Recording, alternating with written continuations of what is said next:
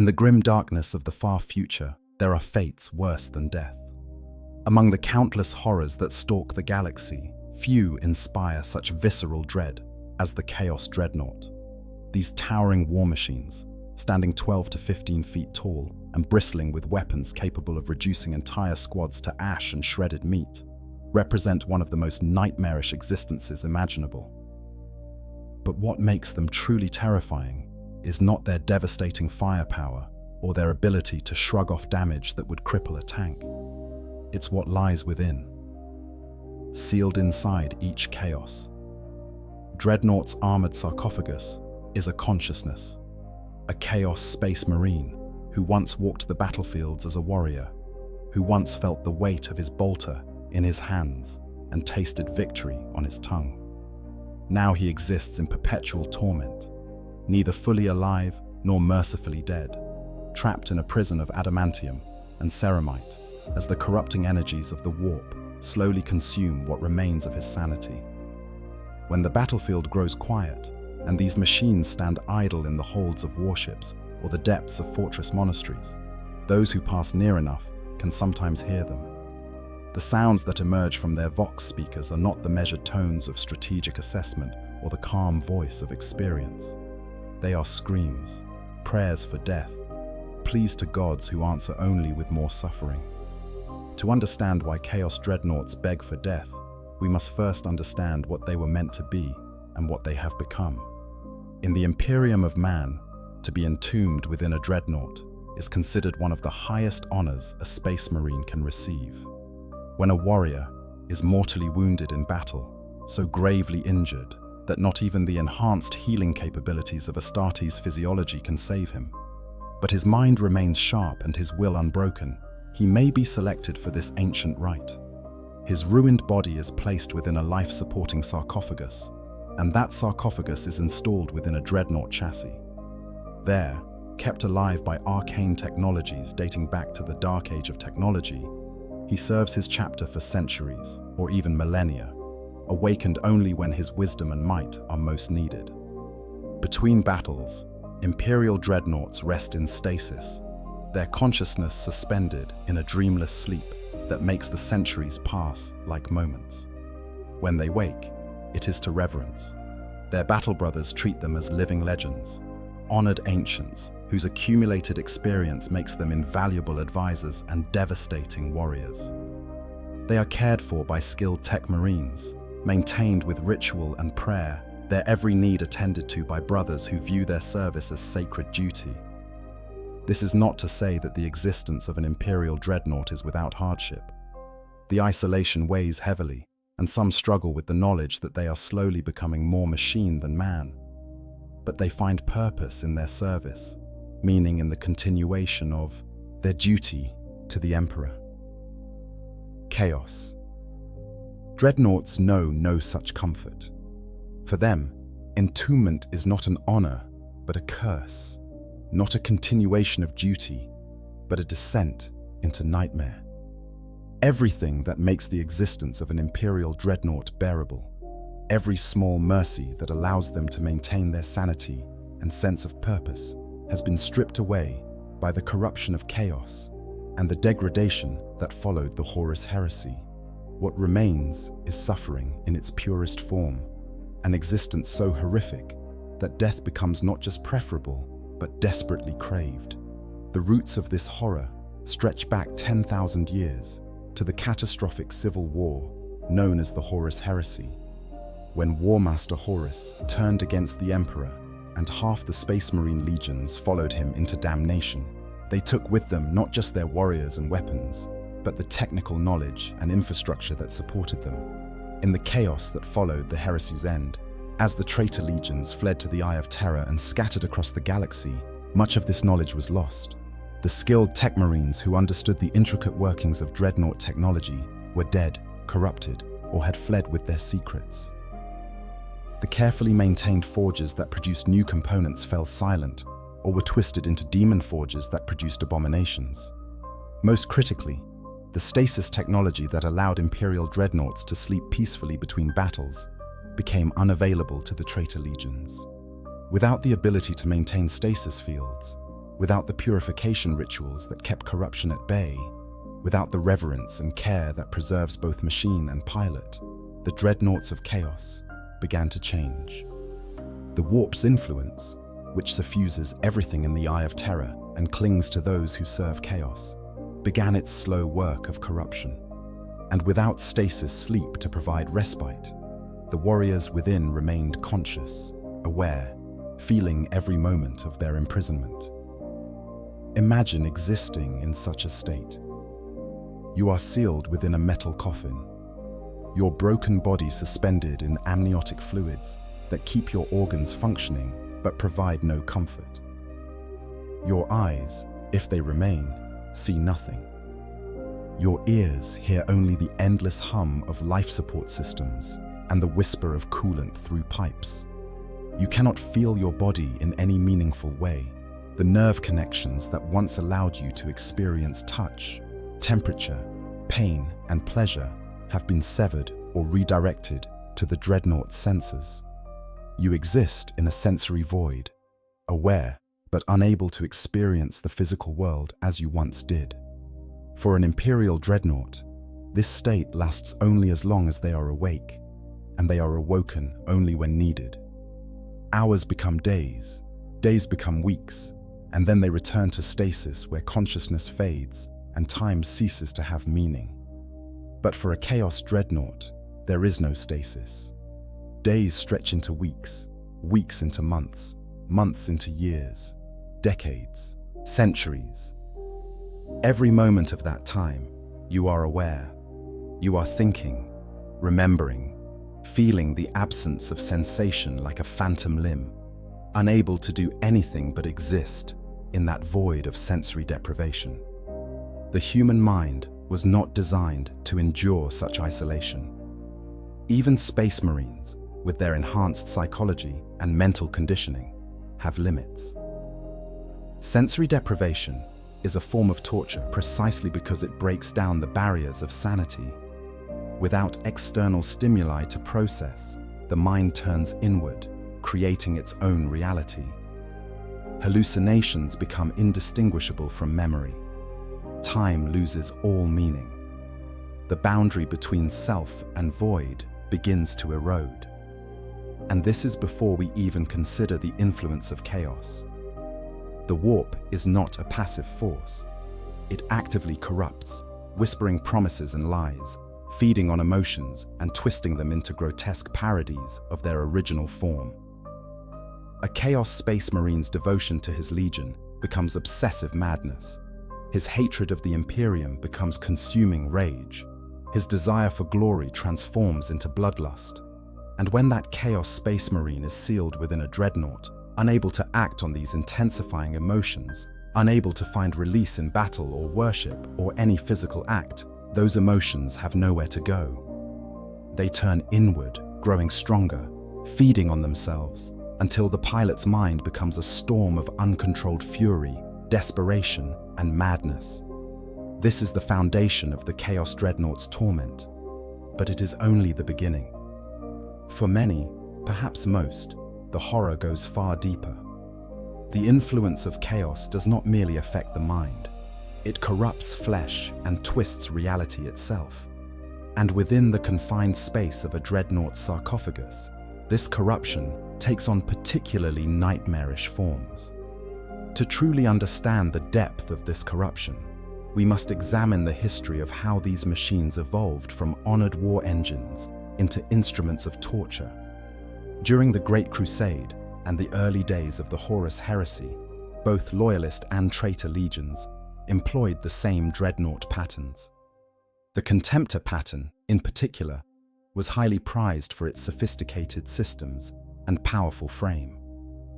These machines were marvels of technology, incorporating some of the most advanced systems available to the Imperium. Their plasma reactors could sustain operations for decades without maintenance. Their neural interfaces allowed for seamless integration between pilot and machine. Their armor was proof against all but the most devastating weapons. And most importantly, their life support systems were designed with the pilot's well-being in mind, incorporating features that minimize psychological stress and physical discomfort. When the traitor legions fled into the Eye of Terror after their defeat, they took many of these Contemptor dreadnoughts with them. For a time, these machines continued to function much as they had during the heresy. The pilots within, many of whom had been interred during the campaign against the Emperor, maintained some semblance of their former selves. They served their new masters with the same dedication they had once shown to the Imperium, their corruption manifesting primarily in their loyalty rather than in physical transformation. But the Eye of Terror is not a place where anything remains unchanged. The concentrated warp energies that suffuse the Eye work constantly to reshape reality according to the whims of chaos. Technology malfunctions in unpredictable ways. Materials degrade or transform into substances that should not exist. And living things, even those protected by layers of armor and shielding, are exposed to influences that slowly but inevitably corrupt them. The Contemptor, dreadnoughts of the traitor legions, began to change, and with them, their pilots changed as well. The first signs were subtle. Systems that had functioned flawlessly for decades began to exhibit strange behaviors. Sensors would report impossible readings. Weapons would fire when not commanded, or fail to fire when needed. The neural interface, which had once provided smooth communication between mind and machine, began to transmit distorted signals, alien sensations that had no equivalent in normal human experience. Pilots reported feeling as if the machine itself was alive, as if something was watching them from within the very systems that sustained their existence. These early symptoms were disturbing, but not yet catastrophic. The warpsmiths and tech marines of the traitor legions attempted to maintain their dreadnoughts through a combination of technical expertise and increasingly dark rituals. They performed maintenance not just with tools and prayers to the Omnissiah, but with blood sacrifices and invocations to the dark gods. These practices worked after a fashion. The dreadnoughts continued to function, but the cost was measured in the sanity and humanity of the pilots within.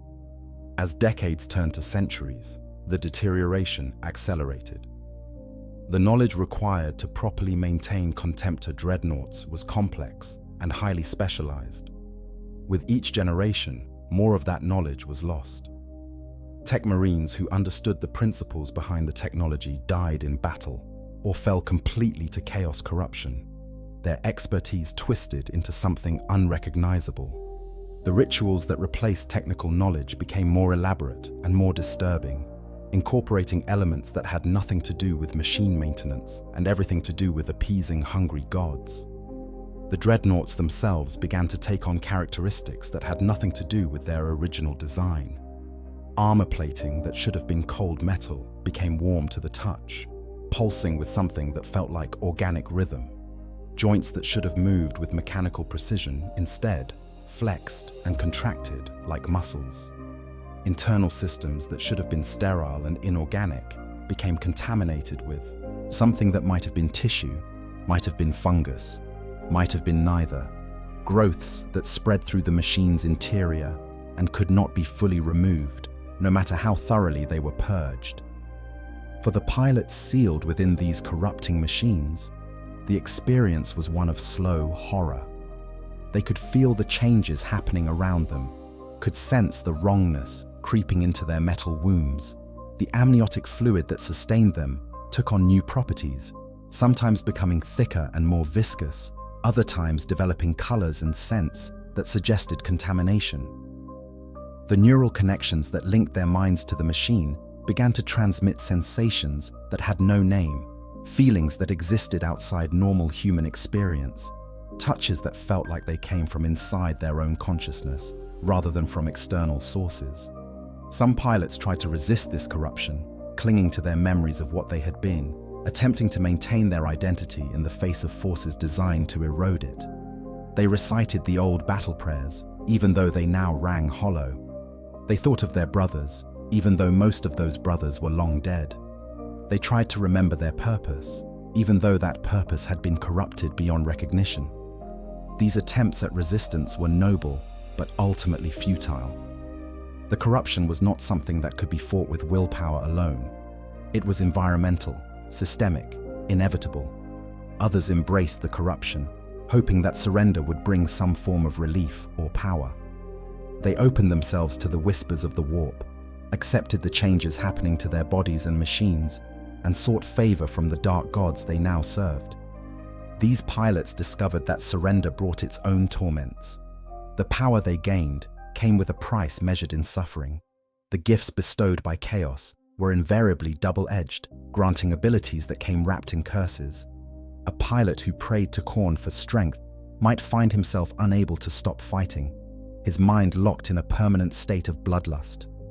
One who sought Slaanesh's favor might be granted heightened sensation, only to discover that all sensation had become pain.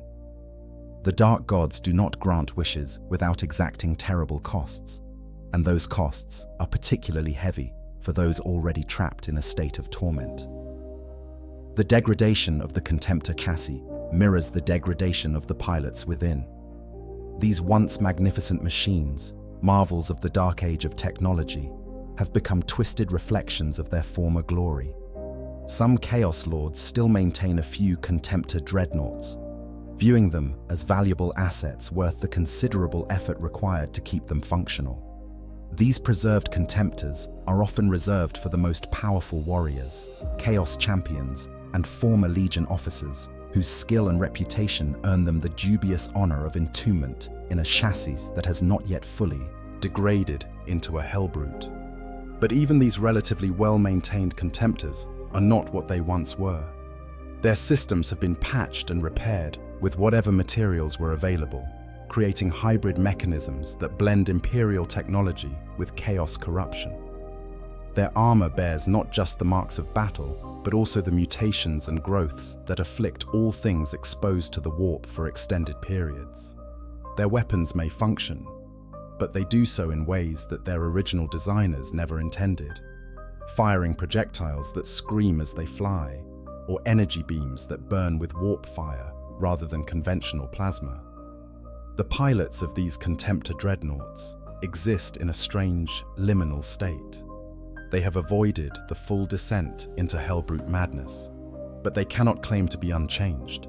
They retain more of their faculties than their lesser brethren, can still think strategically and communicate coherently, can still be consulted for their centuries of combat experience.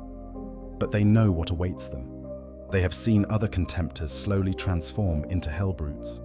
They have watched as the corruption they have so far resisted gradually consumes others, and they understand that it is only a matter of time before they too succumb. This knowledge creates its own special torment. It is one thing to suffer in the present. It is quite another to know that the present suffering is merely prologue to something far worse. These pilots exist in a state of anticipatory dread, waiting for the day when their systems finally fail beyond recovery, when the warp corruption that has been held at bay finally breaks through their defenses, when they undergo the transformation into something that can no longer be called by their original name. They are watching themselves die in slow motion, conscious observers of their own decay. For many of these Contemptor pilots, death in battle becomes not just acceptable, but actively desired. They seek out the most dangerous enemies, volunteer for the most suicidal missions, place themselves in positions where destruction is not just possible but likely. They are hoping for a clean death, a final destruction that will end their existence before the corruption can complete its work. But Chaos Lords, who possess functioning Contemptors, are not eager to lose them. These pilots find themselves restrained, held back from the final battle they crave, forced to continue existing in their decaying shells because someone else has decided they are too valuable to be permitted the mercy of death. The descent from Contemptor to hellbrute is not always gradual. Sometimes the transformation occurs suddenly, triggered by catastrophic damage or extreme exposure to warp energies. A Contemptor that has maintained relative stability for centuries might be caught in a warp storm and emerge hours later as a fully corrupted hellbrute, its pilot's consciousness shattered beyond repair. Other times, the trigger is internal, a moment when the accumulated strain finally exceeds the pilot's capacity to endure. The mind breaks, and when it breaks, the machine breaks with it, both transforming together into something new and terrible. There are historical accounts of specific dreadnoughts whose descent into horror exemplifies the broader pattern.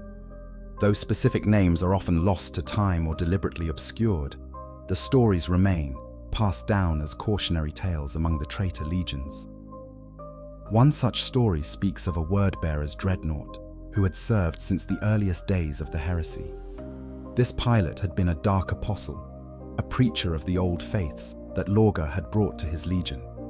When mortally wounded during the raising of Monarchia, he had been placed within a contemptor chassis and had continued to preach the word of chaos to his brothers.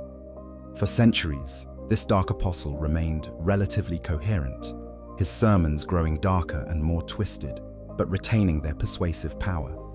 He became an advisor to the legion's leadership, consulted on matters of theology and strategy.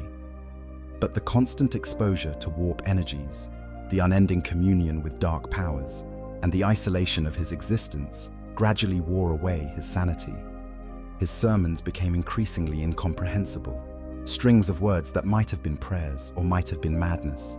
His advice grew erratic, sometimes brilliant, but other times dangerously insane. And finally, during a ritual to summon daemons to the battlefield, something went wrong. The summoning succeeded, but the demons that emerged were drawn not just to the prepared sacrifices, but to the Dark Apostle's dreadnought. They swarmed over his chassis, clawing at the armor, trying to reach the consciousness within. The Dark Apostle, in his desperation and madness, invited them in, opening himself to full possession in the hope that it would end his suffering. What emerged from that ritual was no longer a dreadnought in any conventional sense. It was a hybrid, a fusion of machine, corrupted space marine, and demonic essence. The resulting entity was designated the first Mara Gal, and it served as a template for future abominations. But the consciousness of the Dark Apostle was not extinguished in the fusion. Instead, it was distributed throughout the entire structure, experiencing existence as machine, man, and demon simultaneously. The suffering did not end. It multiplied, spread across multiple modes of being, becoming something that transcended conventional agony. Another story, this one from the Iron Warriors, tells of a warsmith named Berossus, who earned his entombment through failure rather than heroic injury. During the Battle of Fall, he brought bad news to his Primarch Perturabo at an inopportune moment. The Primarch's rage was legendary, and in his fury, he struck Berossus with enough force to shatter his body beyond recovery. Whether out of regret or continued spite, Perturabo ordered his former officer entombed within a dreadnought chassis, but Berossus received no honors, no ceremony, no recognition of his previous service. He was simply sealed within the machine and set aside, a living reminder of the cost of failure. The Iron Warriors are known for their cold pragmatism and their treatment of warriors as resources to be used efficiently. Berossus discovered that this pragmatism extended to how they managed their dreadnoughts. He was not maintained with care or awakened only when needed. Instead, he was kept conscious and deployed whenever the situation called for a dreadnought, regardless of whether his specific capabilities were required. He fought in battles that had no strategic importance, supported operations that ultimately failed, served at the whim of officers who cared nothing for his accumulated experience or his suffering.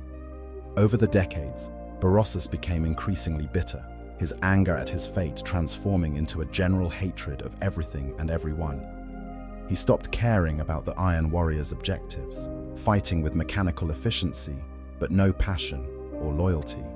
His communications became terse and hostile. When consulted for advice, he offered suggestions calculated to maximize destruction rather than achieve strategic goals.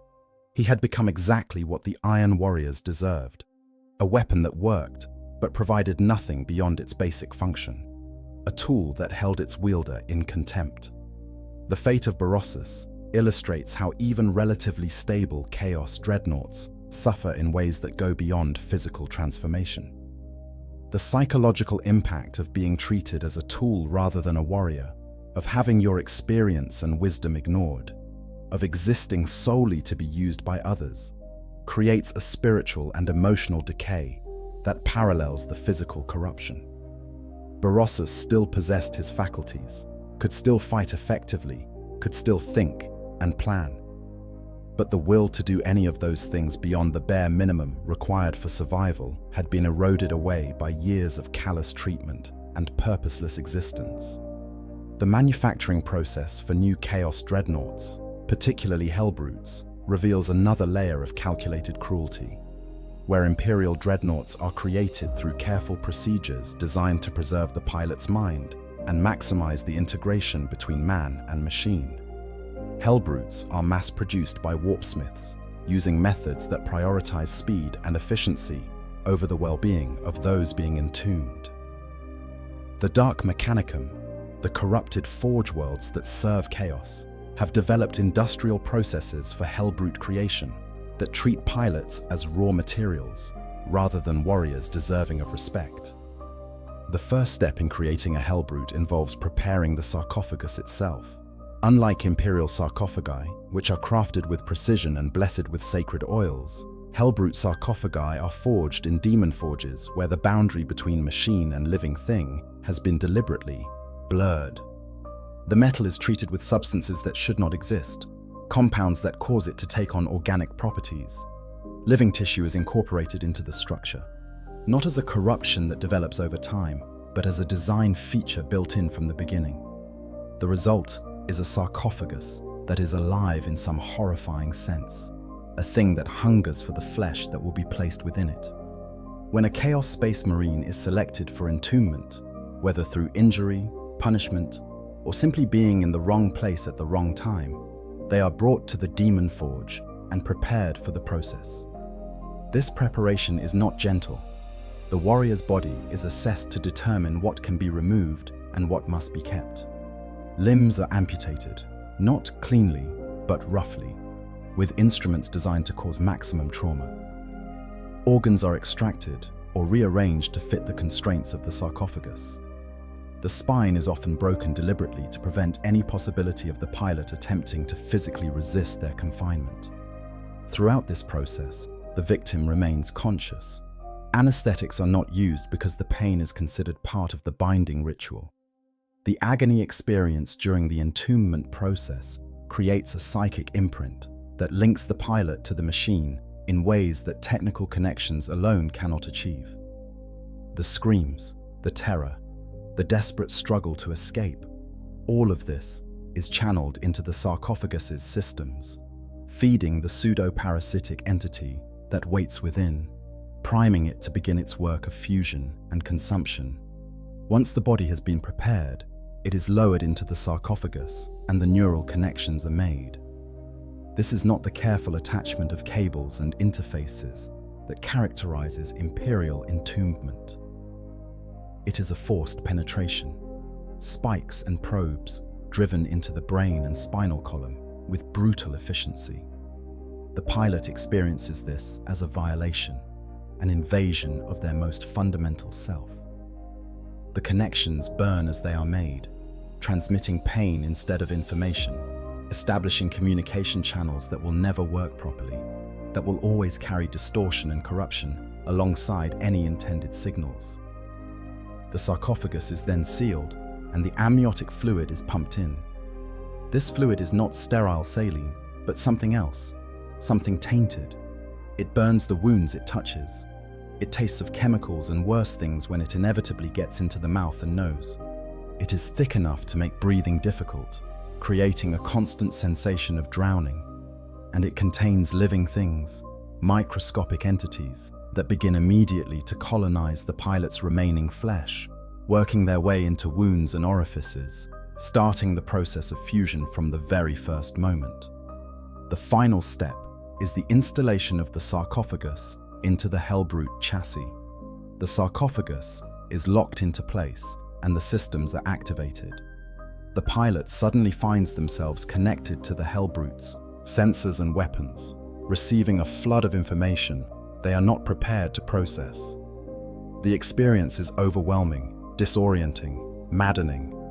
They try to move and find that their body no longer responds, but the Hellbrutes' limbs do, thrashing and flailing as the pilot struggles to understand what has happened to them. They try to scream and hear the sound emerge from Vox speakers as a distorted roar that sounds nothing like their voice. This initial activation is when many pilots break completely, their minds unable to cope with the suddenness and totality of their transformation. They descend immediately into gibbering madness, attacking everything in sight, requiring multiple squads of Chaos Space Marines to restrain them until they can be shackled properly. Others retreat into catatonia, their consciousness withdrawing so deeply inward that they become nearly unresponsive, requiring extensive ritual and sometimes physical torture to force them back to awareness. The few who maintain some semblance of control are often the ones who suffer most in the long term, because they remain aware enough to understand exactly what has been done to them and what awaits them in the years to come. The mass production of Hellbrutes has created a situation where entombment, once a rare fate reserved for the gravely wounded or severely disgraced, has become common enough that Chaos Space Marines live in fear of it. A warrior who receives a serious but not fatal wound might find himself dragged to the Demon Forge simply because a warpsmith needs to fill a quota. One who speaks against a Chaos Lord's decisions might be deliberately injured and then entombed as punishment. Even those who have done nothing wrong might be selected randomly when circumstances demand more Hellbrutes than there are willing or suitable candidates. This widespread fear has effects throughout Chaos Space Marine warbands. Warriors become more desperate in battle, preferring to die cleanly rather than risk being captured and entombed by their own side. They develop a dark superstition around Hellbrutes, avoiding them when possible, refusing to serve in formations that include them, viewing them as cursed things whose fate might be contagious. And when they hear the screams and pleas coming from Hellbrute sarcophagi, they understand that it could easily be them inside, that the boundary between warrior and prisoner is thinner than they would like to believe. The process that transforms an ordinary Chaos Dreadnought into a Hellbrute represents the ultimate expression of this corruption. Hellbrutes are the most common type of Chaos Dreadnought encountered in the current age, and they epitomize everything that makes this fate worse than death. Unlike the relatively stable Ferrum Infernus chassis, relics from the Horus heresy that have not yet succumbed to full corruption, Hellbrutes are actively being manufactured by warpsmiths and the Dark Mechanicum, and the process of their creation is a masterclass in cruelty. A Hellbrute sarcophagus is not a simple life support system. It is a pseudo-parasitic entity, a thing of corrupted machinery and demonic essence that hungers for the flesh placed within it. When a wounded Chaos Space Marine is sealed inside, or when a rival is disposed of through forced entombment, or when a warrior who has failed his master is given this punishment, the sarcophagus does not simply sustain their life, it consumes them. The process begins almost immediately. Where an Imperial sarcophagus would connect cleanly to neural pathways and organ systems, maintaining the pilot's physical integrity as much as possible, a Hellbrute sarcophagus attacks. Jagged spines and fanged pseudopods, organic structures that should not exist in a machine, bite deep into flesh. Black, greasy worms burrow through muscle and bone, not to connect, but to infest, to bind, to merge.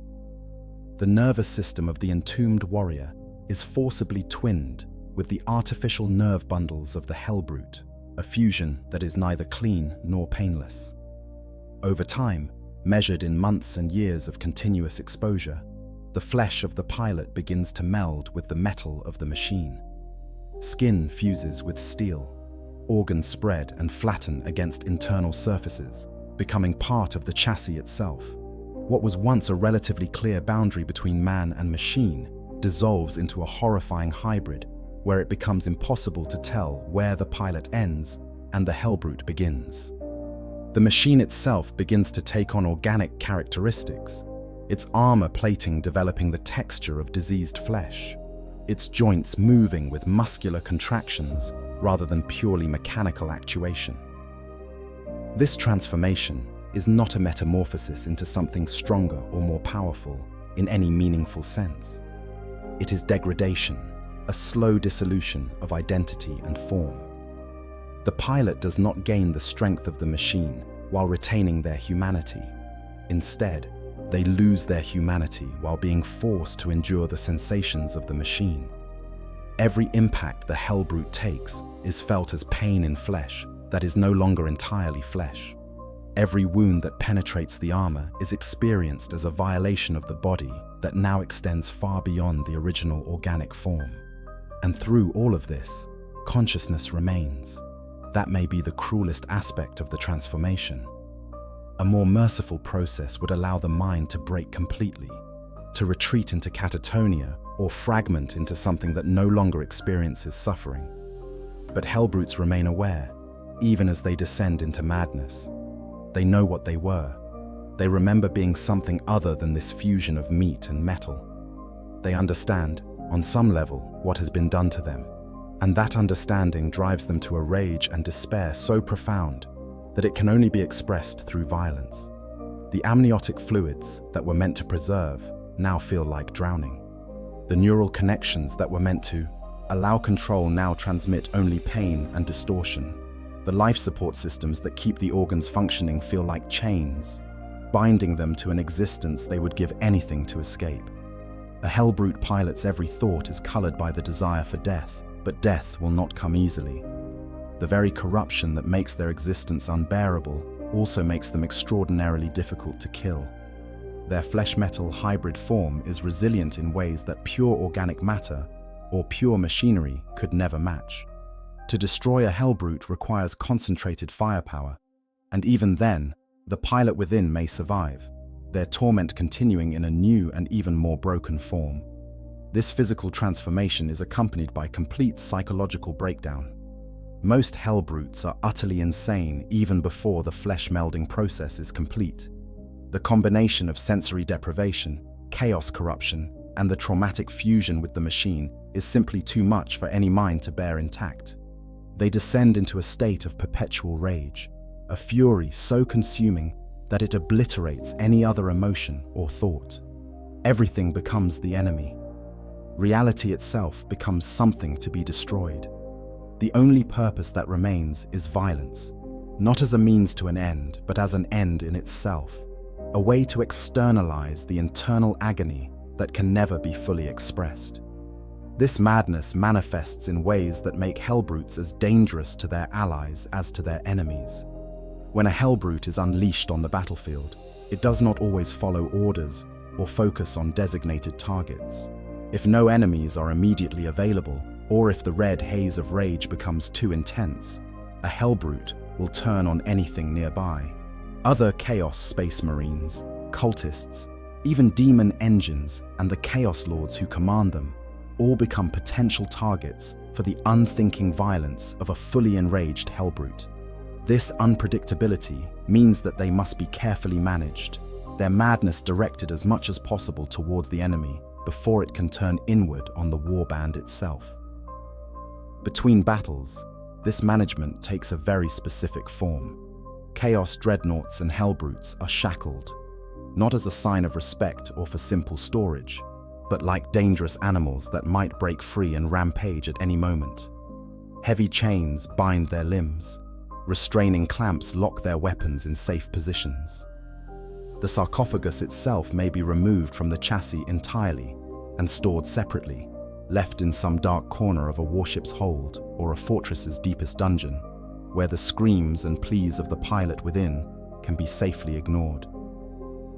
In this state, disconnected from the machine body, the pilot's torment reaches new depths. At least when installed in the chassis, there is the possibility of movement, of action, of external stimuli, processed through the Dreadnoughts' sensors. But disconnected, returned to the bare sarcophagus, there is nothing. Just awareness, suspended in fluid, sealed in darkness with nothing to do but think and remember and slowly lose whatever fragments of sanity remain. Some pilots retreat into catatonia during these periods.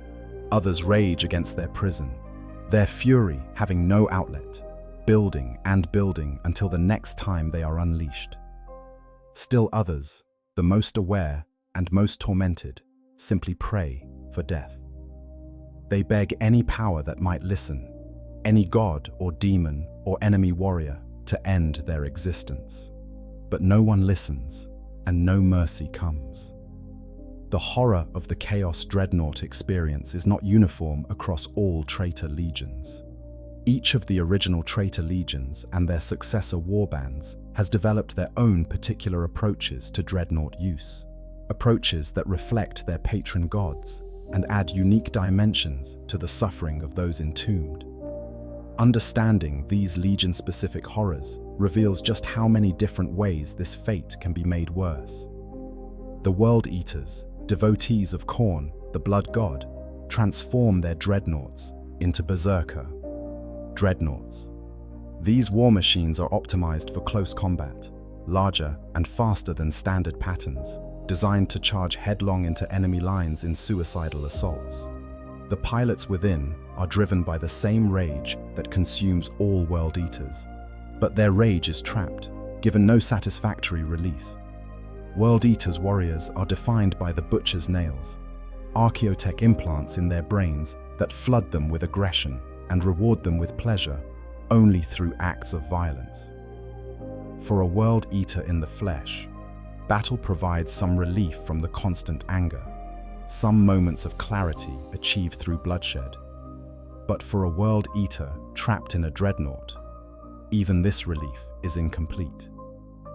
The butcher's nails continue to function, driving the pilot into frenzy, demanding blood and slaughter. But the dreadnought's form provides no physical satisfaction. There is no feeling of warm blood on your hands, no sensation of a chain axe's teeth biting into flesh, no physical experience of violence at all. Only the rage, building and building, never fully satisfied, never finding true release. The pilot is trapped in a state of permanent fury, screaming for blood, killing with abandon, but never achieving the catharsis that his implants promise him. Between battles, disconnected from the chassis, the rage continues to build with no outlet whatsoever. Some World Eater dreadnought pilots are simply left unhooked from their chassis, even when not in combat, kept aware but unable to move, experiencing the full intensity of the nail's demands with absolutely no possibility of satisfying them. This is considered normal. This is their existence. The history of World Eaters' dreadnoughts stretches back to before the heresy, and it is notable that their approach to these war machines was brutal, even when they still served the Emperor. The Warhounds, as they were known before Angron's discovery, had already developed dreadnought patterns optimized for aggression and frontal assault. When Angron took command of the Legion and began installing the butcher's nails in his warriors, the dreadnoughts presented a unique problem. The pilots, sealed within their sarcophagi, could not be easily modified with the nails. Some received the implants before their entombment, and these pilots experienced the full horror of the nails' effects without any ability to satisfy them. Others were spared the modification, which made them pariahs within their own legion, witnesses to their brothers' descent into madness, while remaining unable to fully understand or share their experience. Lork, one of the earliest World Eaters' dreadnoughts, exemplifies this tragedy. As the former Legion master before Angron's discovery, Lork had led the Warhounds with honor and distinction. His entombment following grave injuries on the world of Jericho should have marked the beginning of centuries of honored service. Instead, he found himself watching as his legion was transformed into something unrecognizable. The disciplined warriors he had commanded became bloodthirsty berserkers. The tactical doctrine he had helped develop was abandoned in favor of straightforward slaughter. And his counsel, once valued, became irrelevant to a legion that no longer cared for strategy or reason. Lork's suffering was not physical corruption or sensory deprivation, but the psychological torment of watching everything he had built be destroyed while being unable to stop it. He remained loyal to his Primarch and his legion, even as he recognized what they had become. During the heresy, he fought alongside them, his own frustration and grief fueling a cold anger that was entirely different from the hot rage of his battle brothers. He was one of the few World Eaters who could still think clearly, and that clarity was itself a curse, because it meant he understood exactly what his legion had lost and could never regain. Modern World Eaters, Berserker Dreadnoughts, lack even Lork's cold clarity. They are engines of pure rage, their pilots so completely consumed by fury that individual identity has been burned away. They charge into battle with no regard for tactics or survival, seeking only to kill and kill and kill in an endless attempt to satisfy the hunger of the nails. When no enemies are available, they turn on anything nearby, friend or foe alike, because the rage must have an outlet and any target will suffice. They are kept in the heaviest chains when not deployed, with multiple restraint systems because single chains have proven insufficient to hold them when their fury reaches its peak. The treatment of these pilots between battles is particularly cruel. Rather than being stored in darkness and isolation like other Chaos Dreadnoughts, Berserker Dreadnoughts are sometimes suspended in rooms where they can hear but not see or affect what is happening outside. They hear the sounds of battle preparation, the roar of other warriors, bloodlust, the reports of glorious combat from which they are excluded. This auditory torture keeps the rage burning hot, ensures that when they are finally unleashed, they will be at maximum fury. It also ensures that they never find peace, never have a moment where the nail's demands fade even slightly. They exist in a permanent state of enraged anticipation, waiting for the release that battle brings, but never quite receiving it, even when that release comes.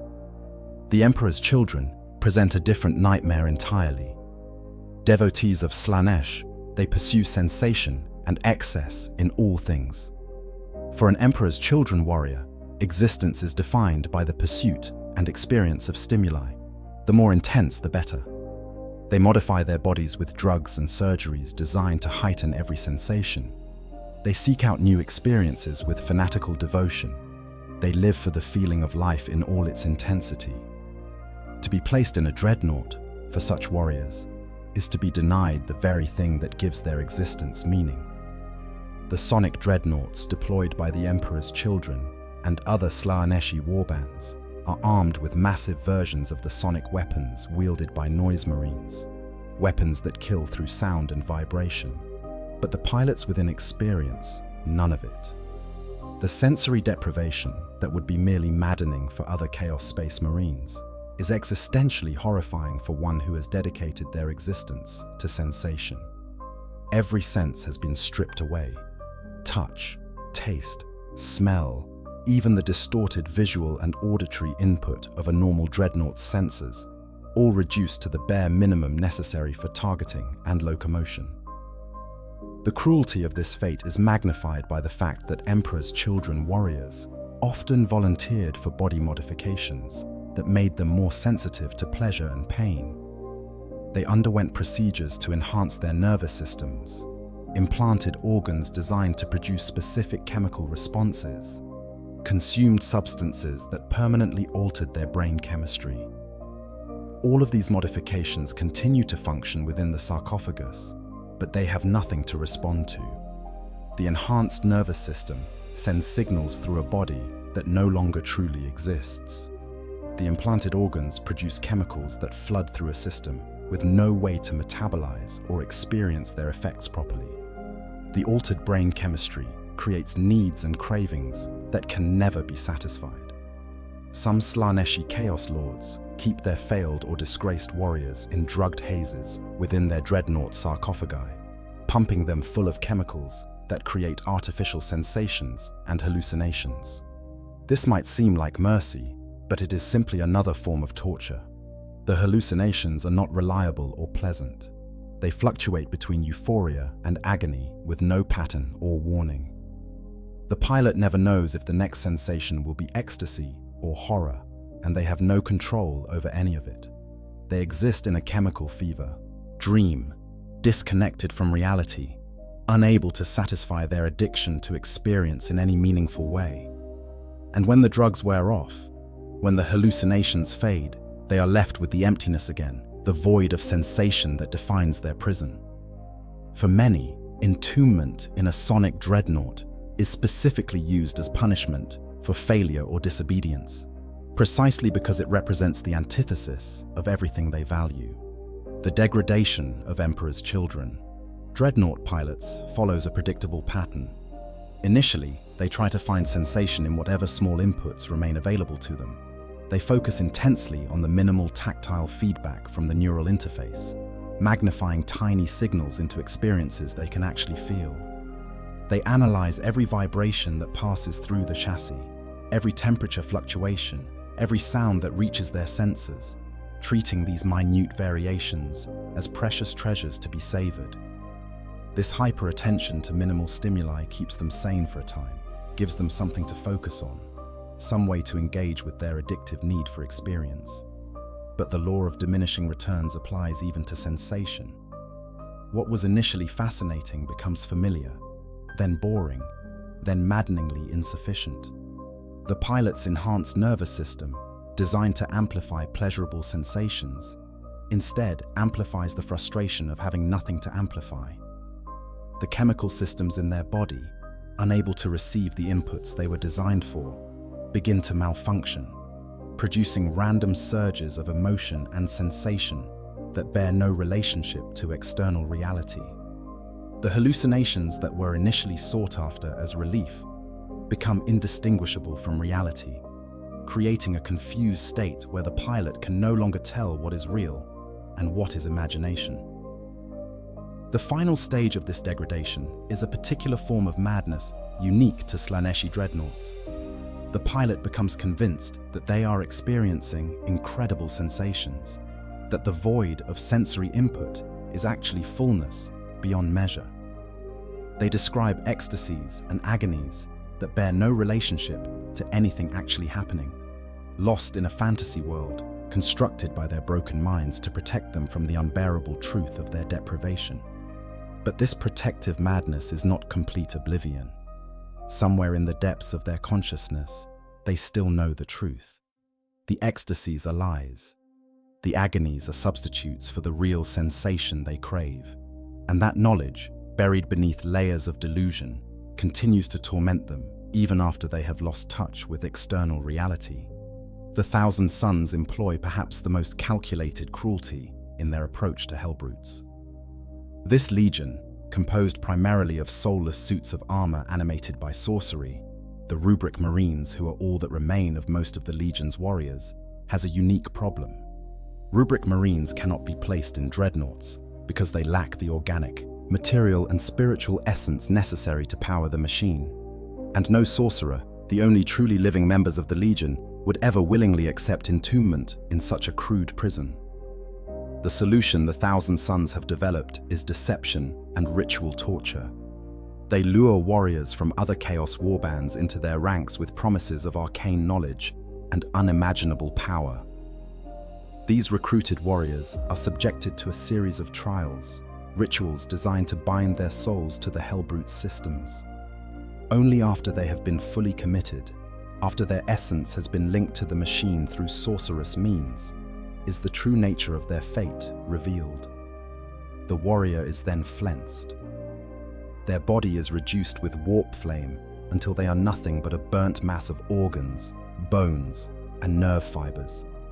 This process is agonizing beyond description, and crucially, the victim remains conscious and fully aware throughout. They feel every moment of their flesh being burned away, every instant of their body being reduced to its component parts. Then, while still alive and aware, this mass of organic material is placed in an amniotic sac and inserted into a Hellbrute. The torment of the warrior, as they gradually lose their mind, serves a specific purpose: It nourishes the power of the Hellbrute. The hatred, the agony, the madness, all of it is channeled directly into the machine's systems through the ritual bindings that were established during the trials. The Hellbrute becomes a crazed engine of destruction, and every moment of suffering experienced by the pilot within makes it more powerful. The Thousand Sons view this as efficient use of resources. They care nothing for the individual experiencing this fate. They have successfully turned deception, torture, and calculated cruelty into a weapon system, and the pilots of their Hellbrutes are simply ammunition to be expended. The process used by the Thousand Sons reveals a deep understanding of both sorcery and suffering. The rituals that bind the warrior's soul to the Hellbrute are ancient, dating back to the dark sorceries practiced on Prospero before the planet's destruction. They draw upon knowledge that should have been lost, techniques that were forbidden even among psychers because of their corrupting influence. The binding is not a simple connection, but a complex web of spiritual links that ensure the pilot can never escape, that their essence is so thoroughly merged with the Hellbrute that death of the body does not bring release. The soul remains trapped, continuing to power the machine even after physical death, existing in a state that is neither life nor true death. Between battles, Thousand Sons. Hellbrutes are stored in special halls where protective wards keep demons at bay, but only barely.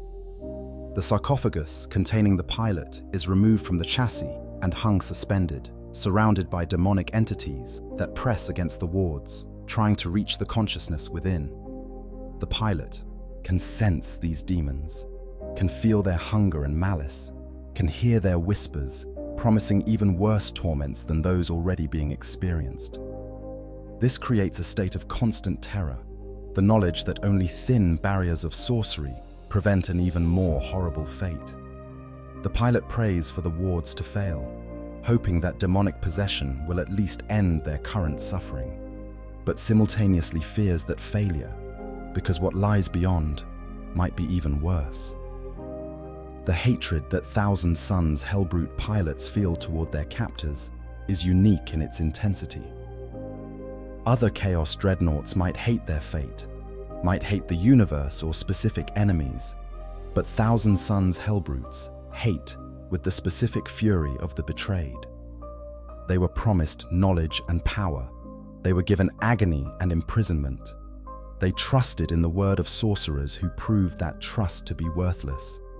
This hatred is one of the few emotions strong enough to survive the torment of their existence, and it fuels their combat performance. When a Thousand Sons Hellbrute is unleashed, it fights with a desperation born of the hope that it might somehow turn its weapons on those who imprisoned it, might find a way to take revenge for the deception that damned it to this fate. The Word-Bearers pioneered one of the earliest and most twisted forms of Chaos Dreadnought, with the Mahara Gal. During the Horus Heresy, the Word-Bearers experimented with fusing destroyed Contemptor Dreadnoughts with the bodies of the Gal Vorbak, warriors who had been possessed by demons. The result was a hybrid of machine, flesh, and demonic essence, something that existed partially in multiple states of being simultaneously. The Mahara Gal were walking nightmares, their very presence causing reality to warp around them, capable of moving through solid obstacles as if they weren't there. But for the consciousness trapped within, the experience was one of constant violation. To be possessed by a demon is to have your soul and body invaded by an entity of pure malice and hunger. To be simultaneously fused with a machine is to have your physical form twisted and broken. The pilot of a Mahara Gal exists in a state of perpetual internal war, their consciousness fighting for control against the demon that shares their space, while simultaneously experiencing the corruption and fusion with the machine. There is no peace, no moment of rest, only the endless struggle against the thing inside them and the prison around them. And because the demon is bound to the chassis as firmly as the pilot, death would not bring release for either of them. They are locked together in mutual torment for as long as the Mahara Gal exists. The creation of the first Mahara Gal set a precedent that the Word-Bearers have followed ever since. They view the fusion of mortal, machine, and demon as a form of blessing, a way to create warriors who embody the power of chaos in its fullest form. The pilots selected for this fate are often those who have somehow failed in their devotion, or who have been deemed suitable vessels through divination and ritual.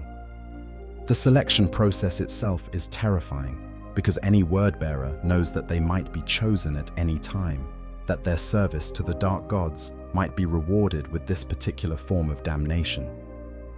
The transformation into a Mhara-Gal begins with the summoning of a demon.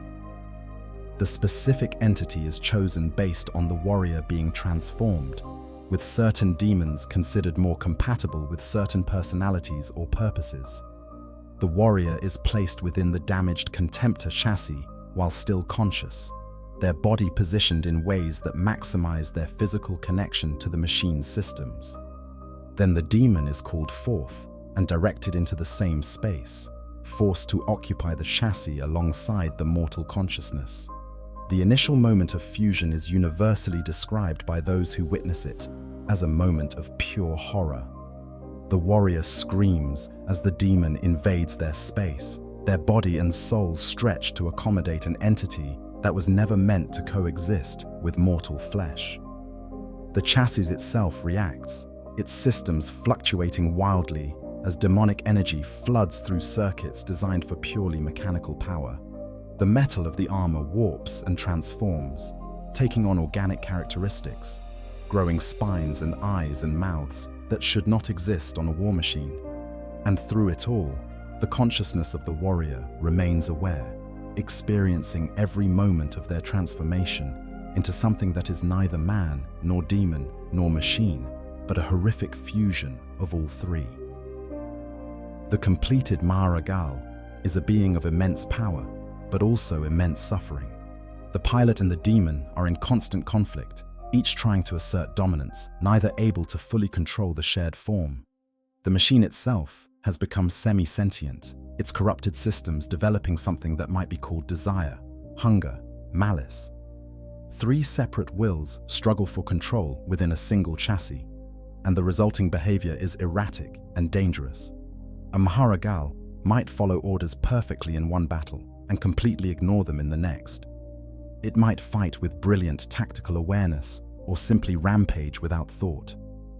The only constant is violence and the suffering of all three consciousnesses trapped within the fusion. Between battles, Mhara-Gal are treated with a mixture of reverence and fear by the word-bearers. They are holy relics, physical manifestations of the power of chaos, proof that the dark gods can reshape reality according to their will. But they are also incredibly dangerous, prone to sudden outbursts of violence, capable of killing word-bearers as easily as enemies. They are kept in specially consecrated chambers where rituals are constantly performed to maintain the bindings that hold pilot, demon, and machine together. These rituals are necessary because the fusion is not entirely stable. Without constant reinforcement, the three elements might separate, or more likely, might collapse entirely into something even worse.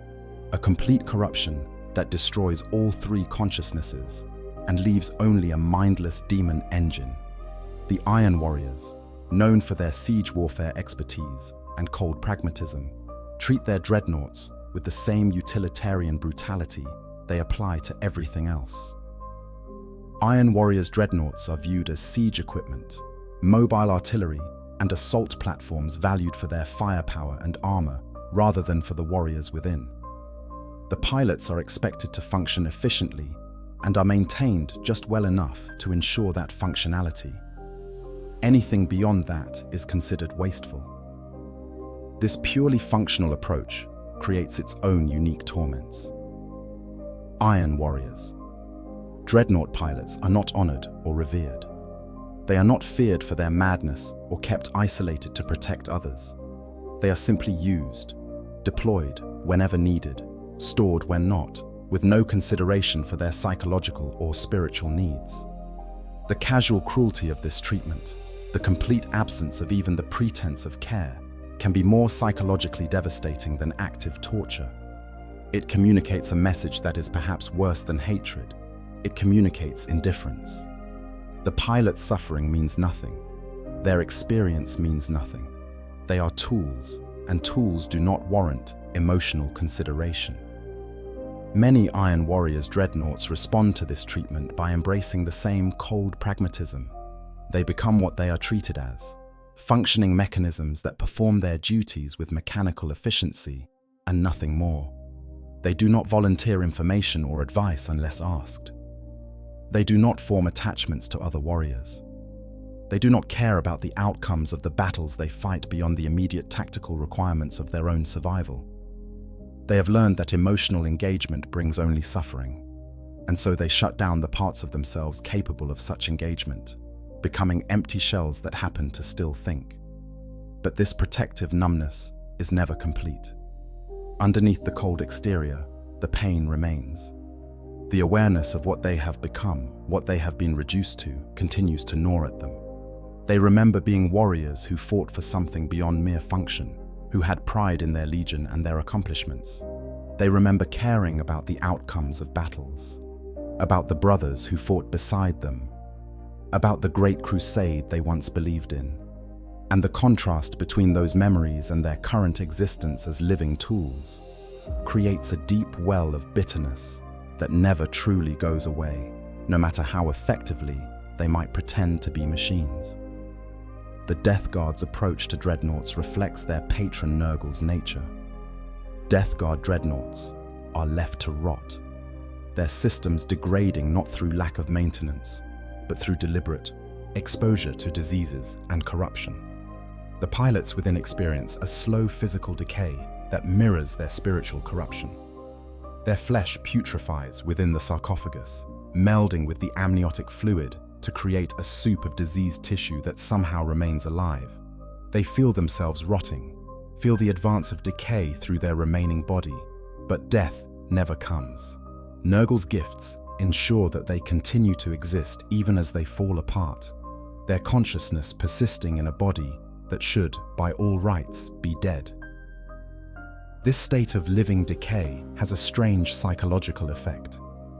Many Death Guard dreadnought pilots report a sense of peace that seems completely at odds with the horror of their physical condition. Nurgle is the god of despair, but also of acceptance, of finding comfort in inevitability. The pilots stop fighting against their fate, stop hoping for rescue or death, and simply accept their existence as rotting consciousnesses trapped in corrupted machines. This acceptance brings a form of relief, but at the cost of everything that makes them individuals. They become extensions of Nurgle's will, content in their degradation, finding strange joy in spreading the diseases that consume them. Across all these Legion-specific variations, certain themes emerge: the removal of agency, the denial of purpose, the corruption of what should be a warrior's honorable end into an instrument of punishment, where Imperial dreadnoughts are given rest and treated with reverence between battles, chaos. Dreadnoughts are treated as dangerous tools to be locked away when not needed, where Imperial pilots are consulted for their wisdom and strategic insight. Chaos pilots are feared for their instability and madness. Where Imperial dreadnoughts find meaning in continued service, Chaos dreadnoughts find only suffering without end. The time between battles represents its own unique form of torture for Chaos dreadnoughts. For Imperial dreadnoughts, this time is spent in stasis, essentially ceasing to exist until next awakened. But Chaos dreadnoughts remain conscious, aware, experiencing every moment of their imprisonment. The sarcophagus is disconnected from the chassis and stored in the darkness. There is no stimulation, no purpose, no action to take. Just existence in its most reduced form, awareness without experience. Hours become meaningless. Days and weeks blend together. Years pass in an unending now, a single eternal moment of isolation and despair.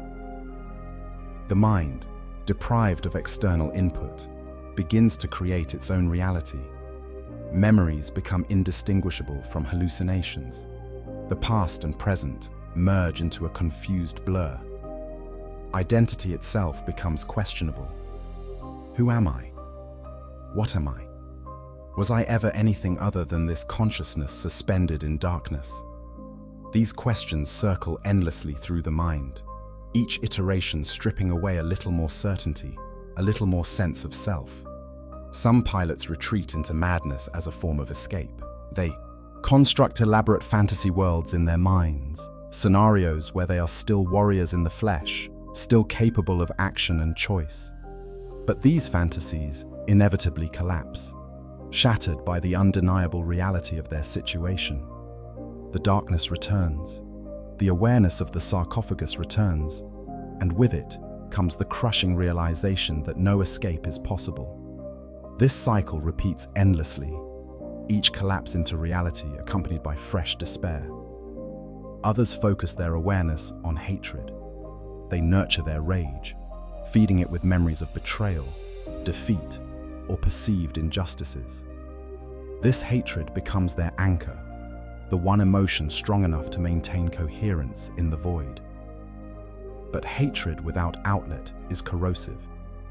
It turns inward as much as outward, poisoning every thought, twisting memories until everything becomes fuel for the fire of rage. The pilot becomes defined entirely by fury, a consciousness of pure malice, waiting for the next opportunity to inflict suffering on anything within reach. Still others simply endure. They count the moments, mark the passage of time through the infinitesimal variations in their environment.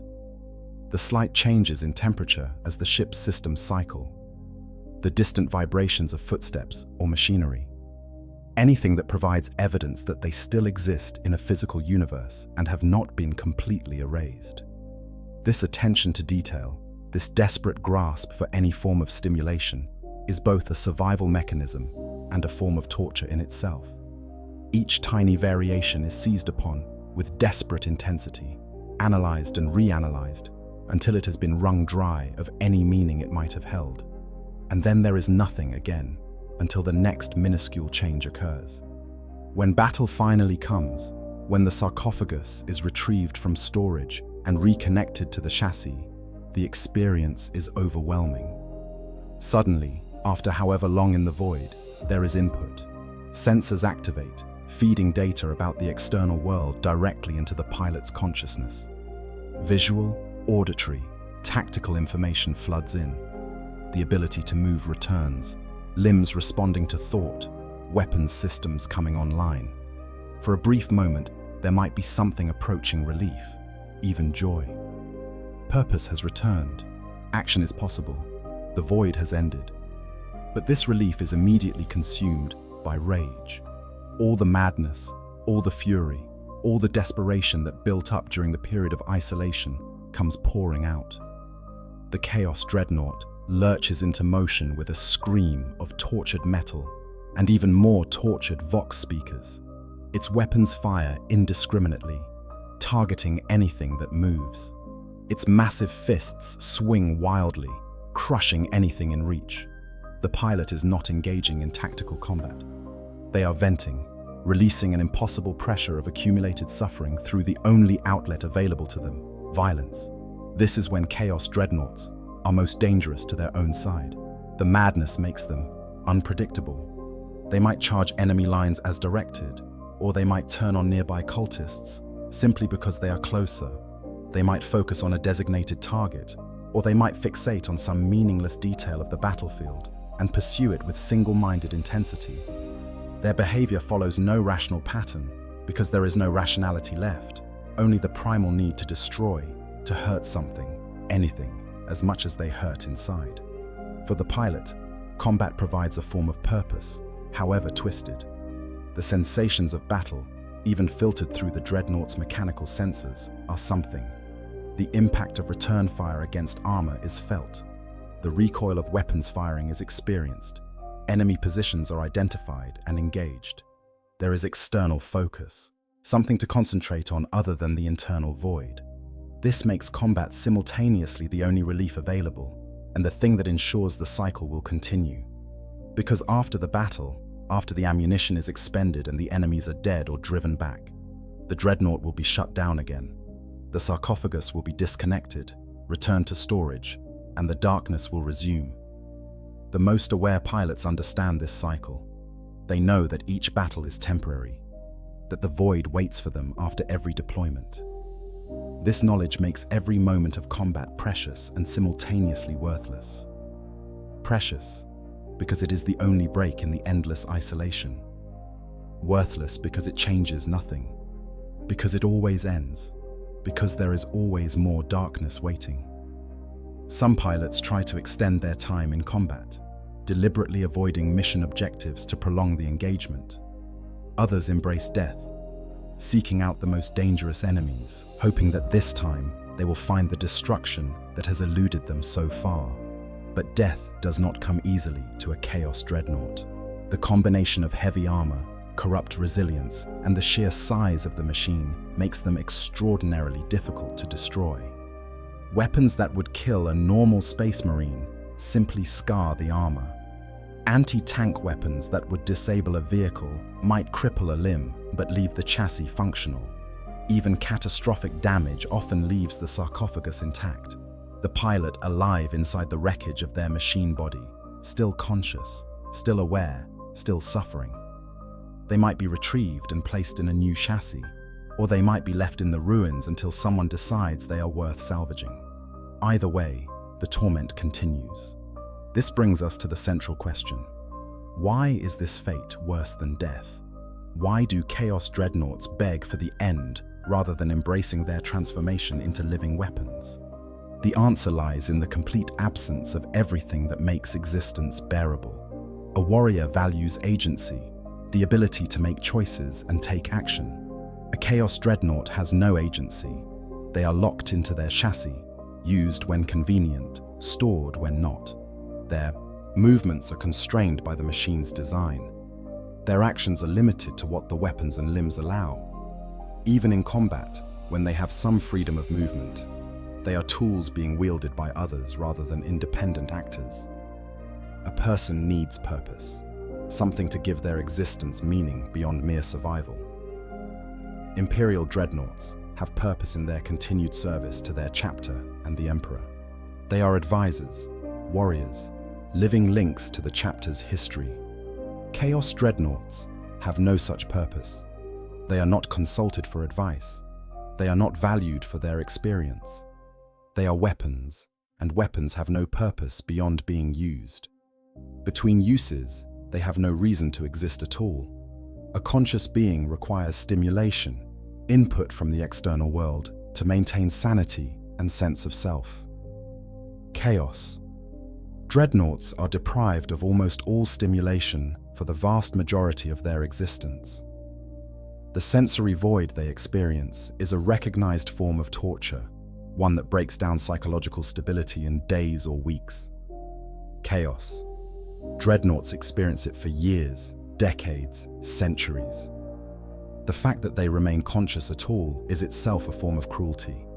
A living thing fears suffering, the experience of pain or distress that signals damage or danger. Chaos. Dreadnoughts exist in a state of constant suffering. The physical discomfort of the sarcophagus, the psychological torment of isolation, the spiritual corruption of chaos, the loss of identity as flesh merges with metal, all of these combine into a totality of suffering that never diminishes and never ends. There is no relief, no treatment, no comfort, only unending pain in all its forms. A social being needs connection, interaction with others, recognition of their existence and worth. Chaos. Dreadnoughts are isolated by their very nature. Sealed in their sarcophagi, they cannot interact normally with others. When they speak, it is through mechanical vox speakers that strip all humanity from their voice.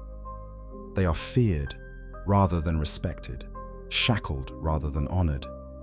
They exist in the presence of others, but are fundamentally alone, unable to connect, unable to be truly seen or understood. Perhaps most fundamentally, a person needs hope. the belief that their situation might improve, that there is something to look forward to. Chaos. Dreadnoughts have no hope. They know their situation will not improve. Each day will be like the last. Each awakening will lead to another battle and another return to darkness. The centuries stretch ahead of them with absolute certainty. There will be no rescue, no redemption, no peaceful end. Only the endless cycle of isolation, violence, and madness. When we consider all of these factors together, the complete picture of existence as a Chaos Dreadnought becomes clear. It is a state of being deliberately designed to remove everything that makes life worth living while maintaining consciousness to experience the absence. It is torture refined to its purest form, suffering without purpose or end. The pilot trapped within is not a person who happens to be suffering. They have become suffering itself. A consciousness defined entirely by torment, existing only to experience the horror of its own existence. This is why they beg for death, not from cowardice or weakness, but from a rational assessment of their situation. Death would be merciful. Death would end the suffering. Death would bring peace after an existence that contains none. They beg for death, because death is the only escape from a fate that is, in every meaningful way, worse than any conventional notion of dying. They were warriors once, and warriors understand when a position is lost, when retreat is the only sensible option, when continuing to fight means certain doom. But they cannot retreat from their own existence. They cannot escape their prison. They can only hope that eventually, an enemy will be powerful enough, accurate enough, fortunate enough to land the killing blow that their own side denies them. The tragedy is that even this hope is often frustrated. Chaos. Dreadnoughts are valuable assets despite their instability. A Chaos Lord who has access to one is unlikely to allow it to be destroyed if it can be salvaged. The sarcophagus will be recovered from the battlefield. The pilot will be placed in a new chassis or repaired in their current one, and the cycle will begin again.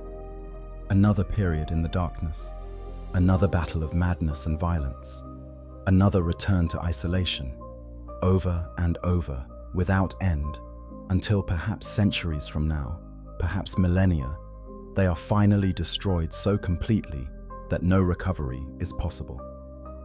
The recovery and salvage process itself adds another layer to the nightmare.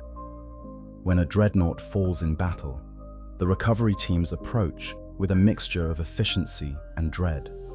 They know what lies within the wreckage, know the consciousness that waits inside the shattered chassis. The sarcophagus, if intact, is extracted with mechanical precision. There is no gentleness, no concern for the comfort of the pilot within. Tools designed to cut through reinforced armor are employed without regard for the vibrations and impacts they transmit through the sarcophagus. The pilot, already traumatized by whatever damage destroyed their chassis, experiences this recovery as a continuation of their torment. Mechanical violence replacing combat violence, but violence nonetheless. Once extracted, the sarcophagus is assessed. Is the pilot still functional? Are the life support systems intact? Can the neural interfaces be salvaged? These technical questions determine the pilot's immediate fate. If the damage is too severe, if recovery would require more resources than simply entombing a different wounded warrior, the decision might be made to terminate life support. This would be mercy, the final end the pilot has been begging for. But it is not granted out of compassion. It is simply cost-benefit analysis, a determination that this particular asset is no longer worth the investment required to maintain it. More often, the assessment determines that recovery is feasible. The sarcophagus is transported to whatever passes for a workshop or demon forge in the warband's possession. There, the pilot experiences a new form of horror. They are aware, but completely helpless, as their prison is opened, as cultists and warpsmiths peer at them with clinical detachment, as decisions are made about their future without any input from them. They might try to communicate, to plead for death, or at minimum for proper care. But their words emerge as static and garbled machine language, distorted by damaged vocal systems. And even if understood, they are ignored. The workers performing the assessment are not interested in the pilot's desires or condition. They are simply evaluating a piece of equipment. The actual repair process can take days or weeks, depending on the severity of damage and the availability of resources. During this entire time, the pilot remains conscious, sealed in their damaged sarcophagus, unable to see what is being done, unable to affect the process, simply existing in a state of anticipatory dread. They hear the sounds of work being performed around them, feel vibrations and impacts as components are tested or replaced, experience periods of system shutdown as power is disconnected for repairs, plunging them into complete sensory void, even more absolute than their normal state. Each of these shutdowns brings a hope that this time it will be permanent, that the systems will never restart, that death has finally come. And each time, that hope is crushed when power returns and awareness resumes.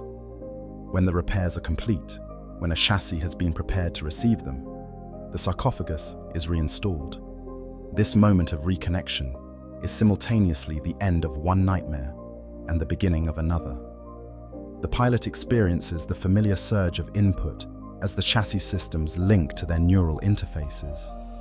They feel the Dreadnoughts' sensors activate, the weapons systems come online, the actuators respond to thought. And with that awareness comes the knowledge that they are back, that the cycle is resuming, that whatever temporary end they experienced through destruction has been reversed, and they must continue existing in this form. Some pilots emerge from this recovery process, changed in ways that go beyond physical damage. The experience of destruction, recovery, and restoration creates a new understanding of their existence. They realize with absolute certainty that death is not coming, that no matter how many times they are destroyed, they will be put back together as long as recovery is possible. This realization kills something essential in them, some final spark of hope or resistance that had been sustaining them through their torment. They become empty in a way that even madness cannot fully describe. Consciousnesses that continue to function, but have lost any sense of self or purpose beyond mechanical continuation. The comparison between Chaos Dreadnoughts, who have been destroyed and repaired multiple times, versus those experiencing their first entombment, reveals a progression of suffering. New Dreadnoughts, those fresh from the entombment process, still retain much of their original personality. They remember clearly who they were, what they believed, what they were fighting for. Their resistance to their fate is vigorous and sustained. They rage against their imprisonment. They attempt to bargain with their captors. They hold on to hope that rescue or release might somehow be possible. This resistance makes them volatile and unpredictable, but also gives them a vitality that comes from not yet having accepted their fate. As decades pass and the Dreadnought is destroyed and repaired repeatedly, this vitality fades. The pilot's memories of their original self become hazier. The rage becomes more mechanical, less personally motivated, simply a reflexive response to existence rather than a specific anger at specific circumstances. The hope dies completely, replaced by a numb acceptance that makes them more stable tactically, but also more clearly broken spiritually. They stop trying to communicate beyond what is absolutely necessary. They stop responding to external events beyond their immediate combat requirements. They become what they were always being turned into, machines that think but no longer feel, consciousnesses reduced to pure function without any of the extras that make function meaningful. The oldest Chaos Dreadnoughts, those who have existed for millennia rather than merely centuries, represent the final stage of this progression. These ancient pilots are often barely recognizable as the warriors they once were. Their memories of pre-entombment life have faded to vague impressions, feelings without clear associated events. Their grasp of language may have deteriorated, their communications becoming simpler and more basic as the linguistic centers of their brains atrophy from lack of use. They may no longer fully understand where they are or why they fight, operating purely on ingrained training and the simple imperative to survive. Yet even these most degraded pilots retain enough awareness to suffer. They might not remember specifics, might not be able to articulate what they have lost, but they know on some fundamental level that something is wrong, that they exist in a state that should not be. This non-specific awareness of wrongness, this sense that existence itself is somehow incorrect, may be worse than the sharp anguish of newly entombed pilots. It is suffering without even the consolation of understanding why you suffer, torment without the framework to make sense of the torment. The role that Chaos Dreadnoughts play in the broader mythology and psychology of Chaos Space Marine warbands deserves examination. These machines serve as living cautionary tales, physical manifestations of what can happen to even the mightiest warriors. Every Chaos Space Marine who sees a dreadnought is reminded of his own mortality, of the possibility that battle might not grant him clean death, but instead this prolonged nightmare. This awareness affects how they fight, how they assess risks, how they view their own possible futures. Some warriors become more reckless, preferring to die gloriously in battle, rather than risk being wounded severely enough to warrant entombment. They seek out the most dangerous combat, volunteer for suicide missions, do anything that might increase their chances of a death too complete to allow for recovery. This recklessness can be tactically valuable, creating soldiers who fight with absolute commitment and no regard for their own survival. But it also leads to unnecessary casualties, warriors throwing their lives away in fear of a fate that might never have befallen them. Others become more cautious, perhaps too cautious. They hang back in combat, avoid unnecessary risks, prioritize their own survival above tactical objectives. These warriors reason that if they can avoid being seriously wounded, they can avoid entombment. But this excessive caution makes them less effective combatants and earns them the contempt of their brothers, creating social pressures that may eventually force them into situations where they must prove themselves through reckless action, thereby defeating the entire purpose of their caution. The psychological impact of serving alongside dreadnoughts manifests in other ways as well. Chaos. Space Marines develop complex superstitions around these machines. They might believe that certain dreadnoughts are cursed, that serving in formations with them brings bad luck, that their madness is somehow contagious. They perform private rituals designed to ward off the possibility of becoming dreadnoughts themselves. They make pacts with each other, promises to grant clean death if one is wounded beyond recovery, though such pacts are rarely honored when the moment comes, and a damaged warrior might still be valuable enough to entomb. The philosophical and theological implications of Chaos Dreadnought existence raise questions that Chaos Space Marines generally prefer not to examine too closely. If the Chaos gods are powerful and favor their servants, why do they allow such suffering among those who serve them? If Chaos promises freedom and power, why does it deliver imprisonment and helplessness? These contradictions between Chaos's promises and Chaos's reality are uncomfortably highlighted by the existence of dreadnoughts. Some Chaos Space Marines resolve this cognitive dissonance by deciding that dreadnought pilots must somehow deserve their fate, that they are being punished for failures or flaws that outsiders cannot perceive. This allows them to maintain their faith in Chaos while dismissing the suffering of dreadnoughts as justified.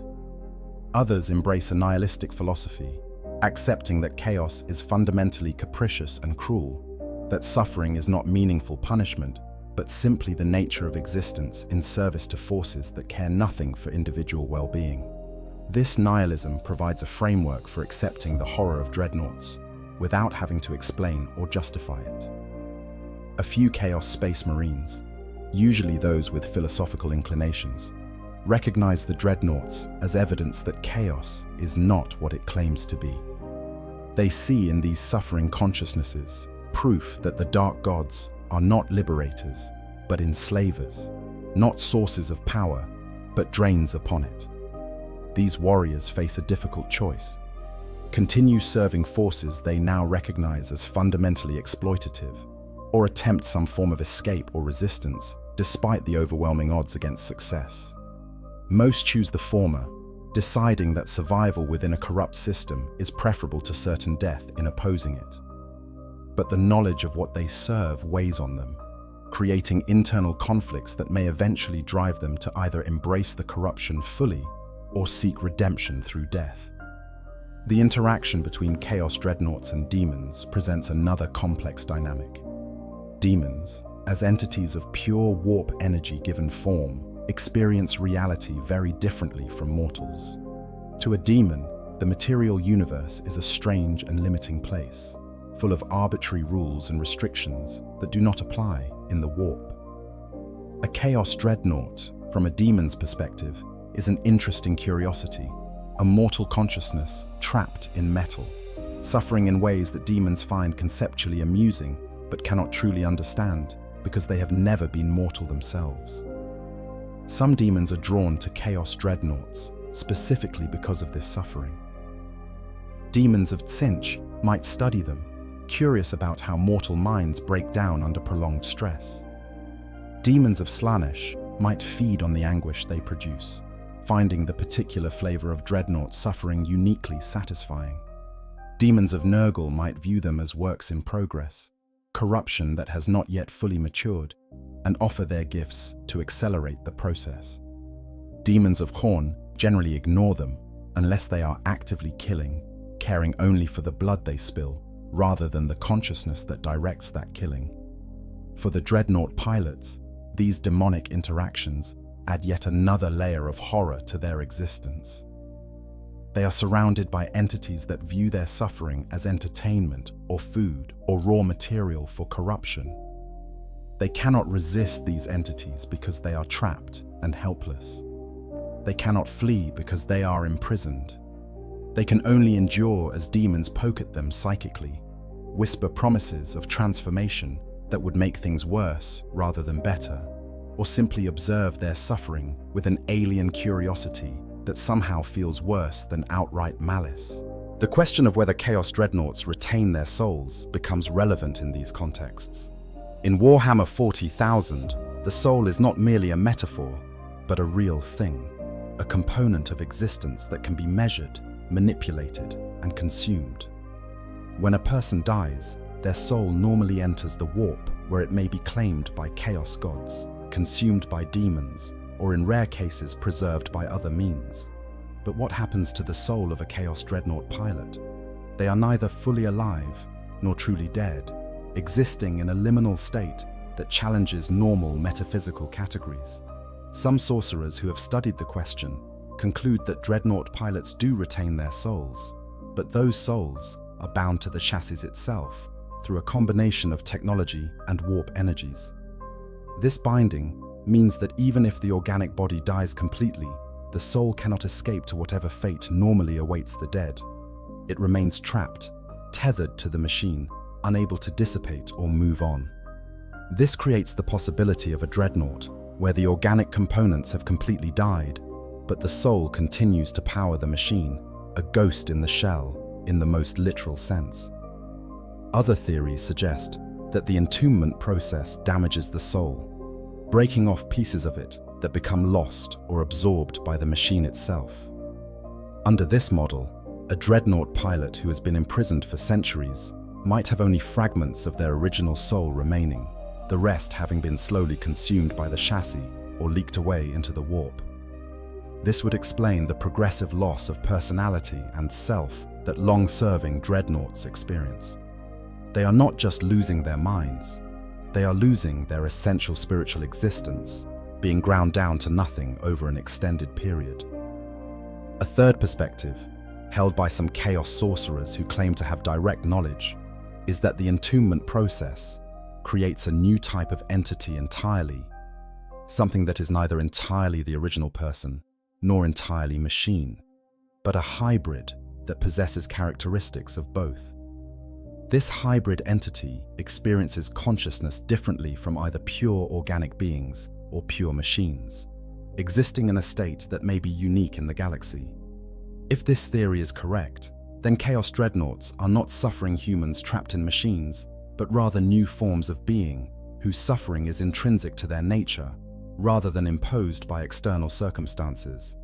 Regardless of which theory is correct, the practical reality remains unchanged. Chaos Dreadnoughts suffer, beg for death, and are denied that release. The metaphysical status of their souls is academic compared to the experiential reality of their torment. The role of worship and faith in Chaos Dreadnought existence varies significantly depending on the legion and the individual pilot. Some dreadnoughts retain their devotion to the Chaos Gods, continuing to offer prayers and worship even from within their prisons. They view their suffering as a test, a trial that will eventually be rewarded if they remain faithful. They interpret every small mercy, every moment of reduced suffering, as a sign of divine favor. They convince themselves that their torment has meaning within the grand schemes of chaos, that they are serving important purposes even if those purposes are not apparent to them. This faith can provide genuine psychological comfort, giving the pilot a framework to make sense of their suffering, and a hope that it might eventually end or transform into something better. But it is also a trap, because the Chaos Gods rarely reward such faith in the ways believers hope. A dreadnought who has faithfully served Khorne for centuries might eventually be elevated, but the elevation might come in the form of transformation into a full demon engine, losing whatever remained of their humanity in exchange for power they no longer have the self to appreciate. A Slaaneshi dreadnought who has endured sensory deprivation as an act of devotion might be granted new sensations, but those sensations might be agonizing rather than pleasurable. The Chaos God's idea of a reward being fundamentally different from what the mortal would have chosen. Other dreadnoughts lose their faith entirely, recognizing that the Chaos Gods they serve care nothing for their well-being and have no intention of rewarding their suffering with anything resembling relief. These faithless dreadnoughts become bitter and cynical, continuing to fight because they have no choice but doing so without any belief in the cause they serve. They offer no prayers, participate in no rituals beyond what is absolutely required, and view the religious fervor of their brothers with contempt or pity. Some of these faithless dreadnoughts become nihilists, believing in nothing and finding a strange freedom in that lack of belief. If nothing matters and no gods care, then at least there is no betrayal when suffering continues unabated. The universe is simply cruel, not through malice, but through indifference, and accepting that cruelty without trying to find meaning in it can be its own form of peace. The rare Chaos Dreadnoughts, who retain enough sanity and intellectual capacity to actually contemplate their situation, engage in internal dialogues that would be philosophically fascinating if they were not so tragic. They question the nature of consciousness, wondering if they are still the same person they were before entombment, or if the process has created something new wearing their name. They consider the problem of identity persistence, asking themselves whether the gradual replacement of organic components with mechanical ones has slowly transformed them into different beings. They explore questions about the relationship between mind and body, forced to confront the reality that their consciousness continues despite having almost no organic body left. These philosophical meditations provide intellectual engagement that helps them maintain sanity, giving their minds something to work on during the long periods of isolation. But they also lead to disturbing conclusions. The more a dreadnought pilot thinks about their situation, the more they may come to realize that the person they once were is truly gone, that what remains is a ghost or echo or evolutionary descendant rather than the original consciousness. This realization can be psychologically devastating, removing even the comfort of personal continuity, making them question whether their suffering even matters, if they are not truly the person who earned the right to care about their own suffering. The comparison between Chaos Dreadnoughts and the servitors used throughout the Imperium raises interesting questions about the nature of consciousness and suffering.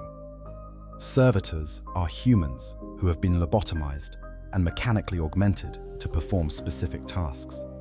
They retain just enough consciousness to operate, but have been stripped of personality, emotion, and the capacity for suffering.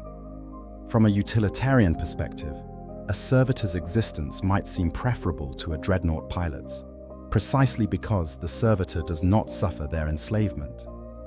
But Chaos Dreadnought pilots generally reject this comparison violently when it is presented to them. They insist that their continued consciousness, however tormented, is preferable to the blank existence of a servitor.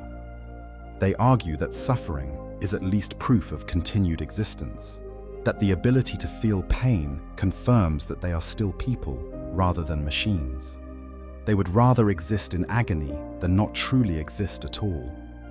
Whether this position is actually defensible or merely a rationalization created by minds seeking any justification for continuing to exist is an open question. The tactical and strategic deployment of Chaos Dreadnoughts across different types of warfare reveals how their unreliability shapes military planning. In siege warfare, where Dreadnoughts' heavy armor and firepower should make them ideal, they are often held in reserve rather than deployed in the initial assaults. This is because their unpredictability could compromise carefully planned breaching operations. A dreadnought that goes berserk at the wrong moment could block a breach point, preventing follow-up forces from exploiting it.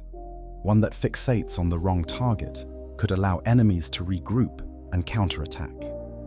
The very characteristics that make dreadnoughts powerful also make them risky in situations requiring coordination. In open field battles, dreadnoughts find more use, particularly in their role as breakthrough elements.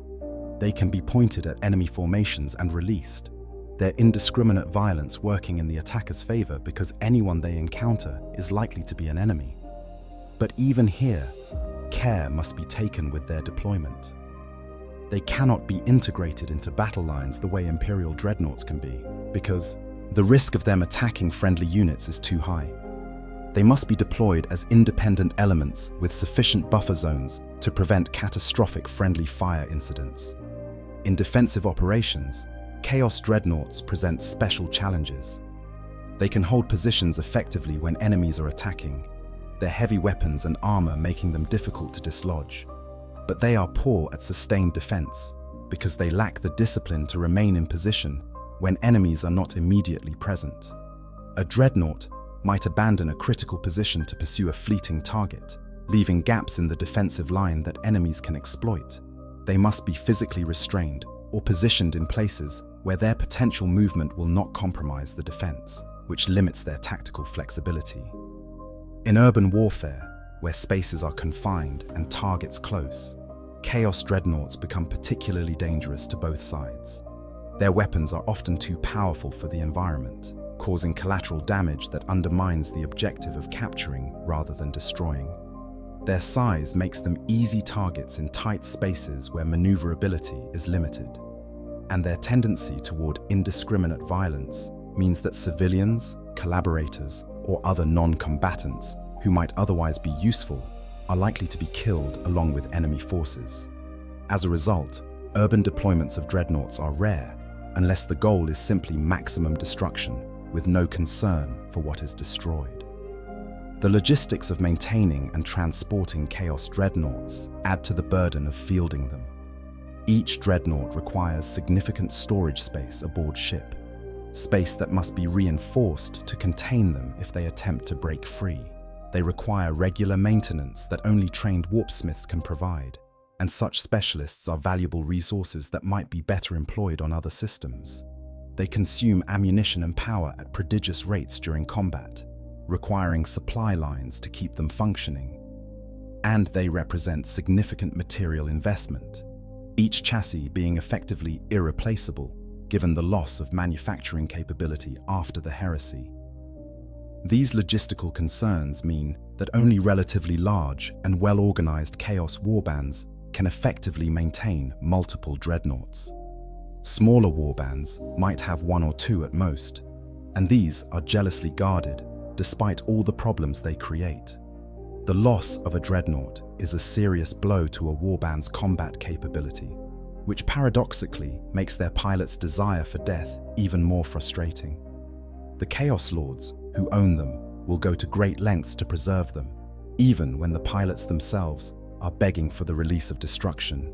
Some few Chaos Dreadnoughts achieve a form of escape without destruction. They descend so completely into madness that consciousness itself fractures beyond repair. What remains is no longer a person in any meaningful sense, just a collection of reflexes and rage responses piloting a war machine. They no longer suffer because they no longer exist as entities capable of suffering. But this is not death. It is dissolution, the complete erasure of identity and self. And it is arguable whether this is truly better than continued awareness, or simply a different form of the same torment. The voice of the Dreadnoughts themselves, when they can be understood through the distortion of their vox speakers and the breakdown of their linguistic capacity, reveals patterns in how they conceive of their existence. The most recently entombed still speak in first person, still use personal pronouns, still identify as individuals with names and histories. They say things like, "I was a warrior of the Third Company," or "My name was Krath and I demand release." These statements assert identity, claim ownership of the past, insist on personhood despite the mechanical prison. As time passes and the consciousness degrades, this linguistic pattern changes. The Dreadnoughts begin speaking in third person or using impersonal constructions. They say things like, "This unit requires maintenance," or "The pilot is experiencing system failures." The shift from "I" to "this unit," or "the pilot," marks a psychological distancing from the self, an attempt to create separation between the consciousness and the suffering it experiences.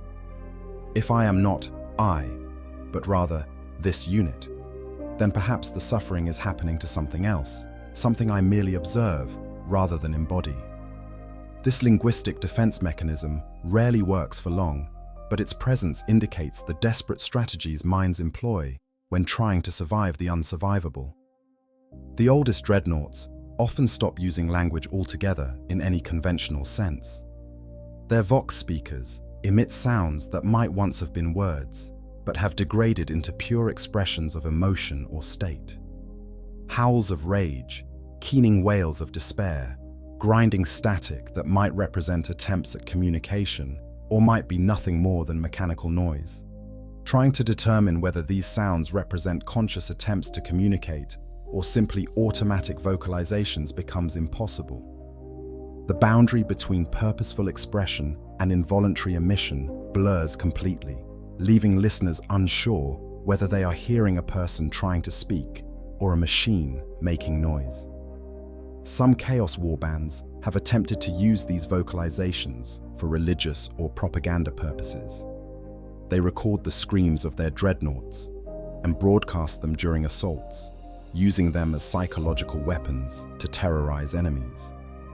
The theory is that hearing the anguish of the damned will break enemy morale, make them more likely to flee or surrender. The effectiveness of this tactic is questionable. Imperial forces, particularly Space Marines, are generally unmoved by such displays, viewing them as evidence of Chaos corruption rather than as frightening. However, against less disciplined forces, against militias or PDF units not trained to face the worst Chaos can offer, the screaming voices of Dreadnoughts can indeed be demoralizing, creating an atmosphere of horror that weakens resistance. The irony of this practice is not lost on those few Dreadnought pilots who retain enough awareness to understand what is being done with their suffering. Their anguish, their pleas for death, are being weaponized, turned into tools to inflict suffering on others. They are not just prisoners, but unwilling participants in the propagation of the very cruelty that traps them. This realization adds yet another layer to their torment, the knowledge that their pain serves a purpose, but not their purpose, someone else's purpose. And that purpose is to create more pain in others. They have become amplifiers of suffering, their existence justified by their utility in spreading misery, rather than by any inherent value they might possess as beings. The comparison between how different Imperial factions view and respond to Chaos Dreadnoughts reveals interesting cultural and philosophical differences. Space Marine chapters, when they encounter Chaos Dreadnoughts in battle, generally treat them as dangerous enemies to be destroyed with maximum prejudice. They understand what these machines are, recognize them as corrupted versions of their own honored ancients, and view their destruction as both tactical necessity and mercy killing. A Space Marine who destroys a Chaos Dreadnought might offer a brief prayer afterward, acknowledging that a warrior has been released from torment, even if that warrior had fallen to chaos. The Imperial Guard approaches Chaos Dreadnoughts very differently. To most guardsmen, these machines are simply enemy war engines, horrifying in their power and resilience, but not particularly distinct from other Chaos vehicles in terms of the emotional response they provoke. Guardsmen lack the context to understand what lies within the chassis, do not comprehend that they are facing a trapped consciousness rather than simply a piloted vehicle. They fear dreadnoughts for their weapons and armor, not for the existential horror they represent. In some ways, this ignorance is merciful. The Guard can fight and destroy Chaos Dreadnoughts without having to grapple with the moral and philosophical implications of what they are doing. Inquisitors and their retinues, particularly those specialized in combating chaos, do understand what Chaos Dreadnoughts are and what their existence means. Some Inquisitors have made it their personal mission to destroy Chaos Dreadnoughts whenever encountered, viewing this as an act of mercy that also serves the Emperor by removing a dangerous enemy from the field. Others have attempted to capture Chaos Dreadnoughts for study, hoping to learn more about how chaos corrupts Imperial technology and whether the process might be reversible. These capture attempts rarely end well. The Dreadnoughts are too dangerous to be easily subdued, and even when successfully captured, they provide little useful information because their pilots are usually too far gone into madness to answer questions coherently. The Adeptus Mechanicus has its own complicated relationship with Chaos Dreadnoughts. Tech priests view them with a mixture of horror and fascination, recognizing them as corrupted machine spirits bound to corrupted flesh. Some tech priests believe that the machine spirits of Chaos Dreadnoughts might be redeemable, that proper rituals and repair might be able to purge the chaos taint and restore the chassis to Imperial service. Others insist that the corruption runs too deep, that the fusion of machine and warp energy has created something that can never be cleansed. Both perspectives agree that Chaos Dreadnoughts should not exist, but they disagree on whether destruction or attempted redemption is the appropriate response. These varied responses from Imperial factions create situations on the battlefield where a single Chaos Dreadnought might be approached very differently by different forces even in the same engagement. The Space Marines treat it as a priority target to be destroyed quickly and completely. The Guard maintains distance and calls for heavy weapons support, approaching it as a dangerous vehicle requiring anti-armor weapons. The Inquisitorial forces attempt to assess whether it might be worth capturing, and any Mechanicus elements present debate whether destruction or capture and study would better serve the Omnissiah. These conflicting priorities can actually create tactical problems for Imperial forces, as different units pursue different objectives regarding the same target. The legendary battles and campaigns where Chaos Dreadnoughts have played significant roles illustrate both their combat effectiveness and their inherent instability. During the 13th Black Crusade, Abaddon the Despoiler deployed Chaos Dreadnoughts as part of his assault forces against Cadia. These ancient machines, some dating back to the original heresy, were unleashed against Imperial defenses with devastating effect. Their heavy weapons tore through fortifications, their armor shrugged off return fire. Their complete lack of fear or survival instinct made them ideal for the bloodiest assaults where other troops might have broken and fled. But even in this organized and well-planned campaign, the Dreadnoughts' instability caused problems. Multiple instances were recorded of Dreadnoughts turning on their own forces when no enemy targets were immediately available. Entire squads of Chaos Space Marines were killed by friendly Dreadnoughts, whose rage could not be properly directed. In one particularly catastrophic incident, a Hellbrute designated Wrath of Torment went berserk during a crucial assault and destroyed a bridge that Chaos forces needed to advance, forcing a delay of several days while alternative routes were established. These incidents did not prevent the overall success of the Black Crusade, but they demonstrated that Chaos Dreadnoughts remain fundamentally unreliable even when deployed by the most capable Chaos commanders in the galaxy. The Siege of Vrax, another major conflict, saw extensive use of Chaos Dreadnoughts by renegade forces. The multi-year siege provided ample opportunities for Dreadnought deployment in every conceivable role. They served in breaching operations, attacking Imperial bunkers and strongpoints. They held defensive positions when Imperial forces counterattacked. They participated in underground fighting in the warren of tunnels beneath the planet's surface. Across all these diverse environments and tactical situations, certain patterns emerged that reinforced what was already known about Chaos Dreadnoughts. First, they were most effective when deployed in situations where their lack of discipline mattered least. Straight frontal assaults, where the objective was simply to kill everything in a particular direction, played to their strengths. Complex operations requiring coordination consistently saw Dreadnoughts creating as many problems as they solved. Second, their effectiveness decreased over time as the siege progressed. Early deployments of fresh or well-rested Dreadnoughts proved devastating. But as the war ground on and the same Dreadnoughts were deployed repeatedly without adequate rest periods between battles, their performance degraded. They became more erratic, more likely to malfunction or go berserk at critical moments. The psychological strain of extended active deployment was wearing them down even faster than normal. Third, and perhaps most significantly, the siege demonstrated that Chaos Dreadnoughts could not hold positions reliably over extended periods. Imperial forces learned that if they could avoid directly engaging a Dreadnought for long enough, it would often simply leave its position and go hunting for targets, abandoning whatever objective it had been assigned. This allowed Imperial forces to develop tactics specifically designed to exploit Dreadnought psychology, using feints and diversions to draw them out of position before launching real attacks elsewhere. The personal narratives of specific named Chaos Dreadnoughts, who have appeared in various accounts, provide additional insight into the horror of their existence. While many Dreadnoughts lose their names and identities, becoming designated only by numbers or descriptive titles, a few maintain enough coherence to be remembered as individuals. One such pilot, who served in the Black Legion and was known before his entombment as Champion Caliston, maintained a form of journal during his first decades as a Dreadnought. This journal was created through laborious use of dictation systems, the pilot speaking his thoughts whenever he had the opportunity and the presence of mind to do so.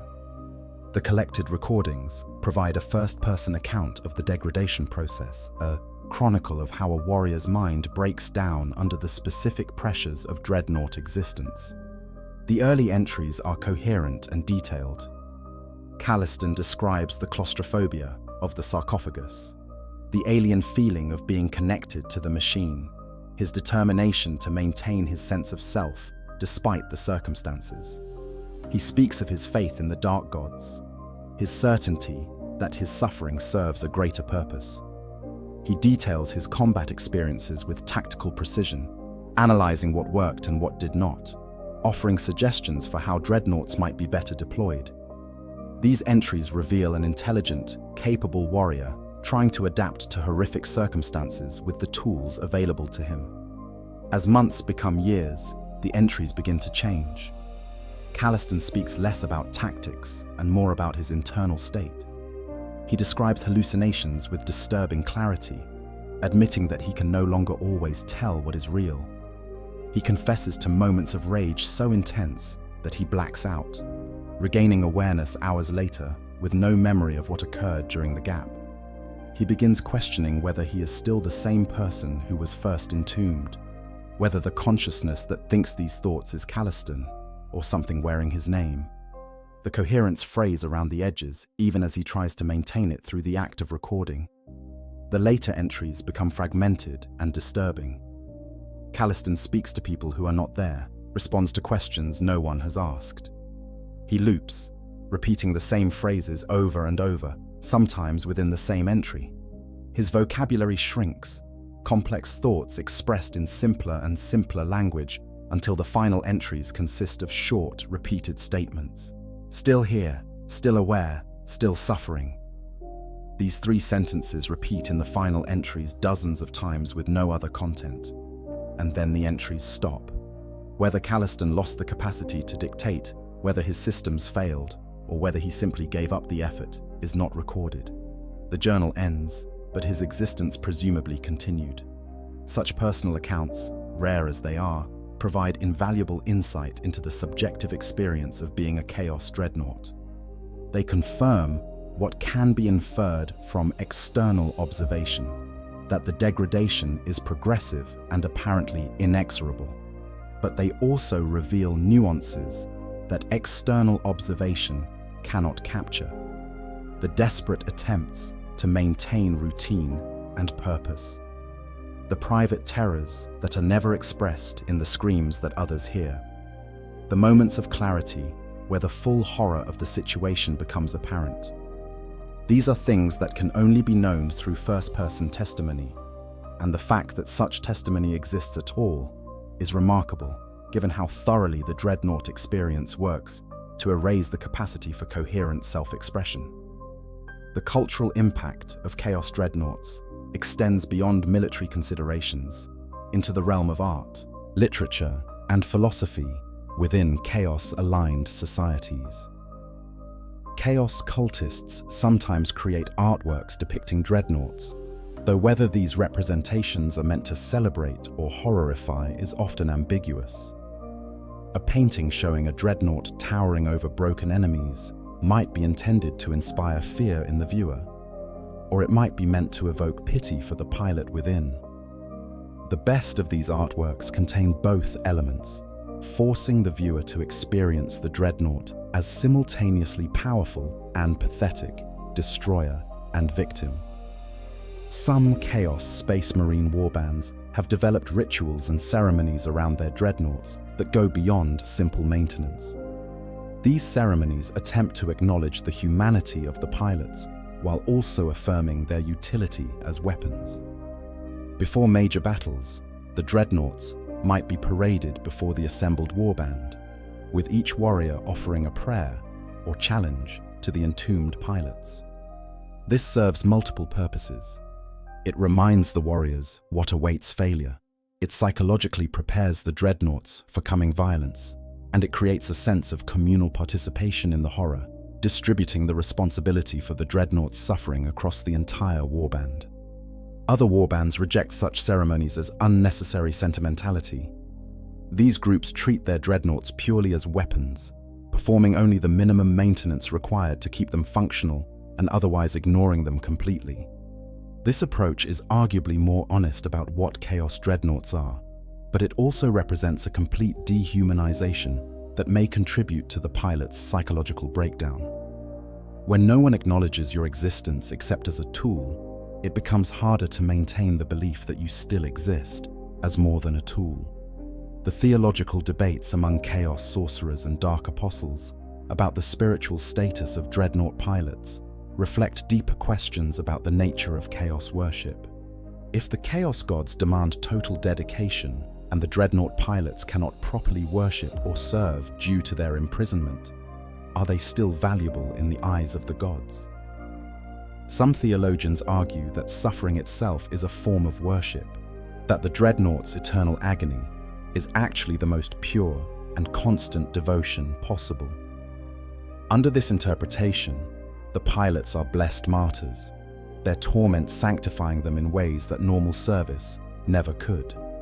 Other theologians reject this position, arguing that the gods of Chaos desire active service rather than passive suffering.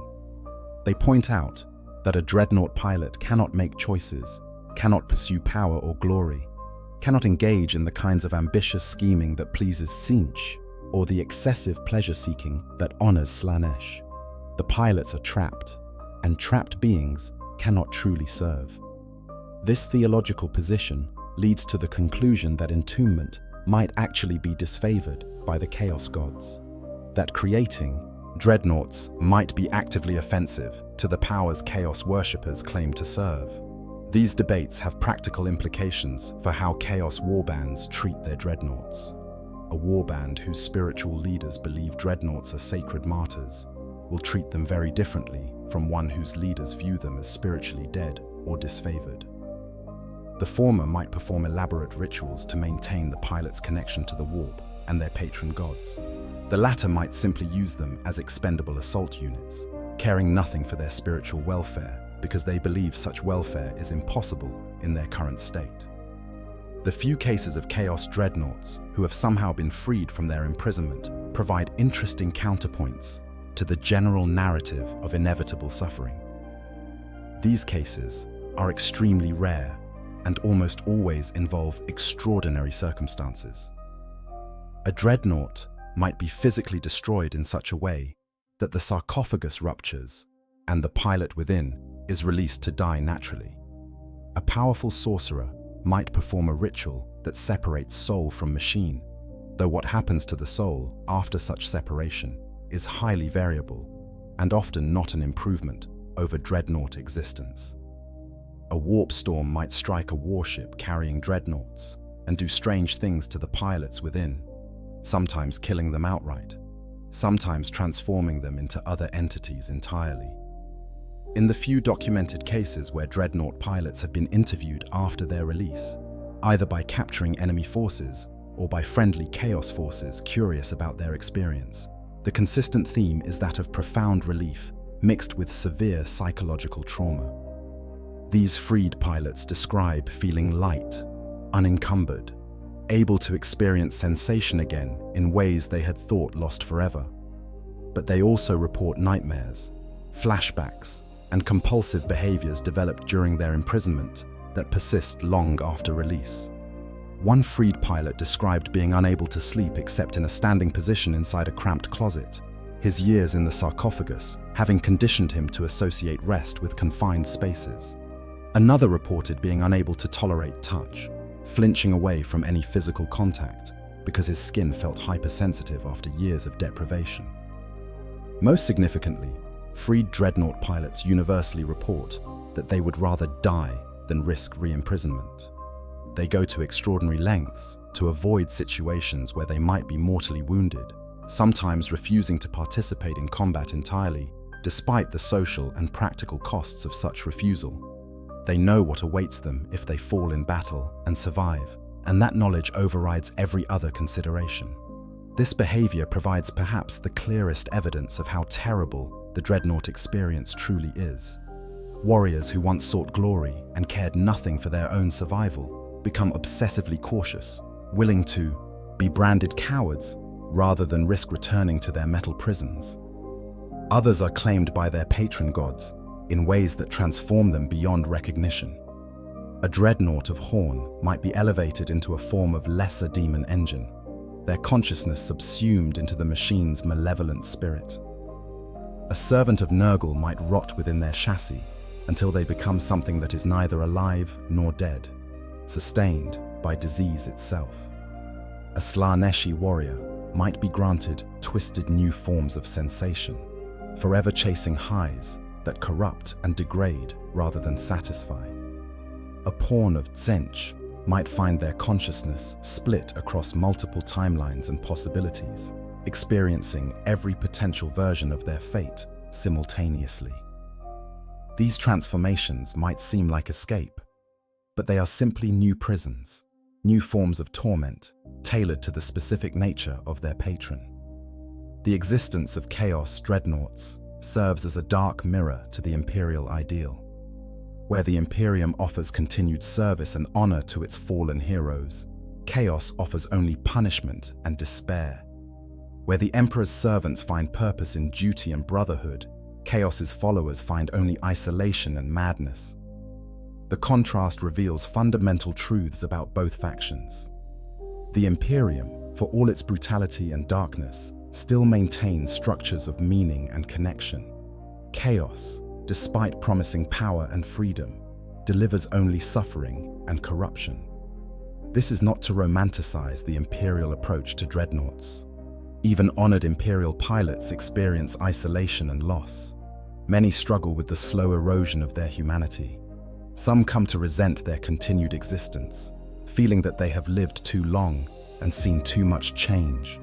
The weight of centuries wears on them, and the knowledge that they will likely never truly rest until destroyed in battle is its own burden. But they have stasis sleep to break up the years. They have purpose in their service. They have brothers who honor them. They have choice in how they respond to their situation. These things make an enormous difference. Chaos. Dreadnoughts have none of these mitigations. Every hardship of the Imperial Dreadnought's existence is magnified tenfold, while every comfort is stripped away. They are what remains when you take an already difficult existence and remove all redemptive qualities, leaving only the suffering. They are proof that there are indeed fates worse than death, that the galaxy's cruelty extends beyond merely ending life into the realm of corrupting and torturing existence itself. The battlefields of the 41st millennium echo with their screams. In the depths of warships and fortresses, their pleas for death go unanswered. They are tragic figures, warriors who deserved better, who earned honorable deaths in combat, but were denied that mercy. They are also terrifying engines of destruction, mindless killing machines that exemplify chaos's ability to corrupt and destroy. They are victims and monsters simultaneously, and perhaps that duality is the most horrifying aspect of their existence. The thing you pity and the thing you fear are one and the same, trapped together in a prison of flesh and metal, begging for an end that will never come. When you encounter a Chaos Dreadnought on the battlefield, understand what you face. It is not merely a weapons platform to be disabled or destroyed. It is a consciousness in torment, a being that has endured suffering you cannot imagine, driven mad by isolation and corruption, existing in a state worse than death. Its fury is not simple aggression, but the externalization of unendurable anguish. Its lack of tactical sense is not stupidity, but the behavior of a mind broken beyond repair. And if you are fortunate enough to land the killing blow, know that you have granted mercy, not achieved victory. You have ended suffering that should never have existed in the first place. This is the truth of Chaos Dreadnoughts. This is why they beg for death. Not because they are weak, but because they understand strength. They are warriors who know when the battle is lost, who recognize that some things cannot be endured, who understand that death is not always the worst fate. They beg for death because death is freedom, release, peace. Everything they have been denied for centuries. Everything they will continue to be denied until someone, enemy or ally, has the mercy or the cruelty to grant them the destruction they crave. In the grim darkness of the far future, there is only war. But for those trapped within the armored shells of Chaos Dreadnoughts, there is something far worse than war. There is existence without purpose, consciousness without hope, suffering without end. There is the living death that is neither life nor death, but something infinitely worse than either. There is the knowledge that this moment, this breath, this thought, will be followed by another moment exactly like it, and another, stretching forward into an infinite future of torment.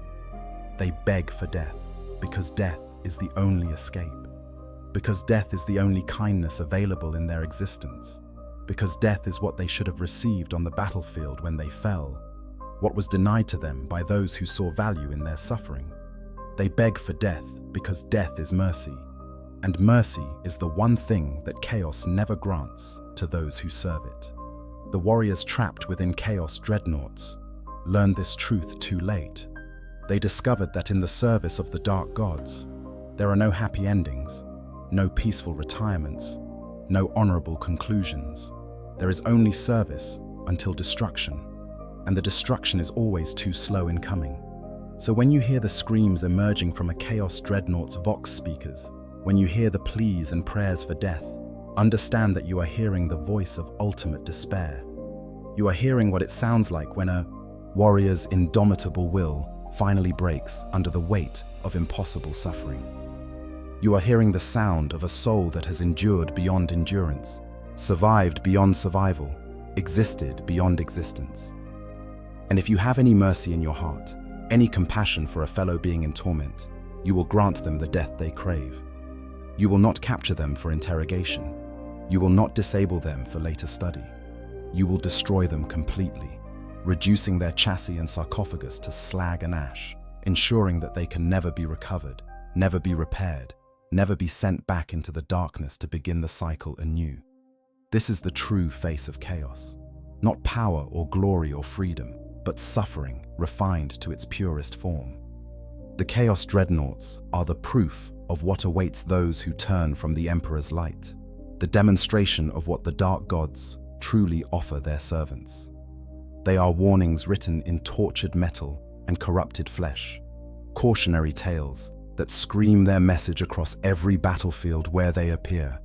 Heed that warning, understand what it means, and if you must face them in battle, grant them mercy, give them death. It is the least any warrior deserves, and more than the forces of chaos will ever provide. If you found this deep dive into one of Warhammer 40k's darkest corners enlightening, please consider liking this video and subscribing to the channel. I cover all aspects of Warhammer 40k lore, from the inspiring to the horrifying, always digging deep into what makes this universe so compelling. The stories of Chaos Dreadnoughts are just one example of the depth and darkness that Warhammer 40k has to offer. There are countless other tales waiting to be told, countless other horrors and heroes to explore. Join me on this journey through the grim darkness of the far future. Your support keeps these videos coming and allows me to continue exploring the lore you want to hear about. Until next time, stay vigilant, and remember that in the darkness of the 41st millennium, there are fates far worse than death.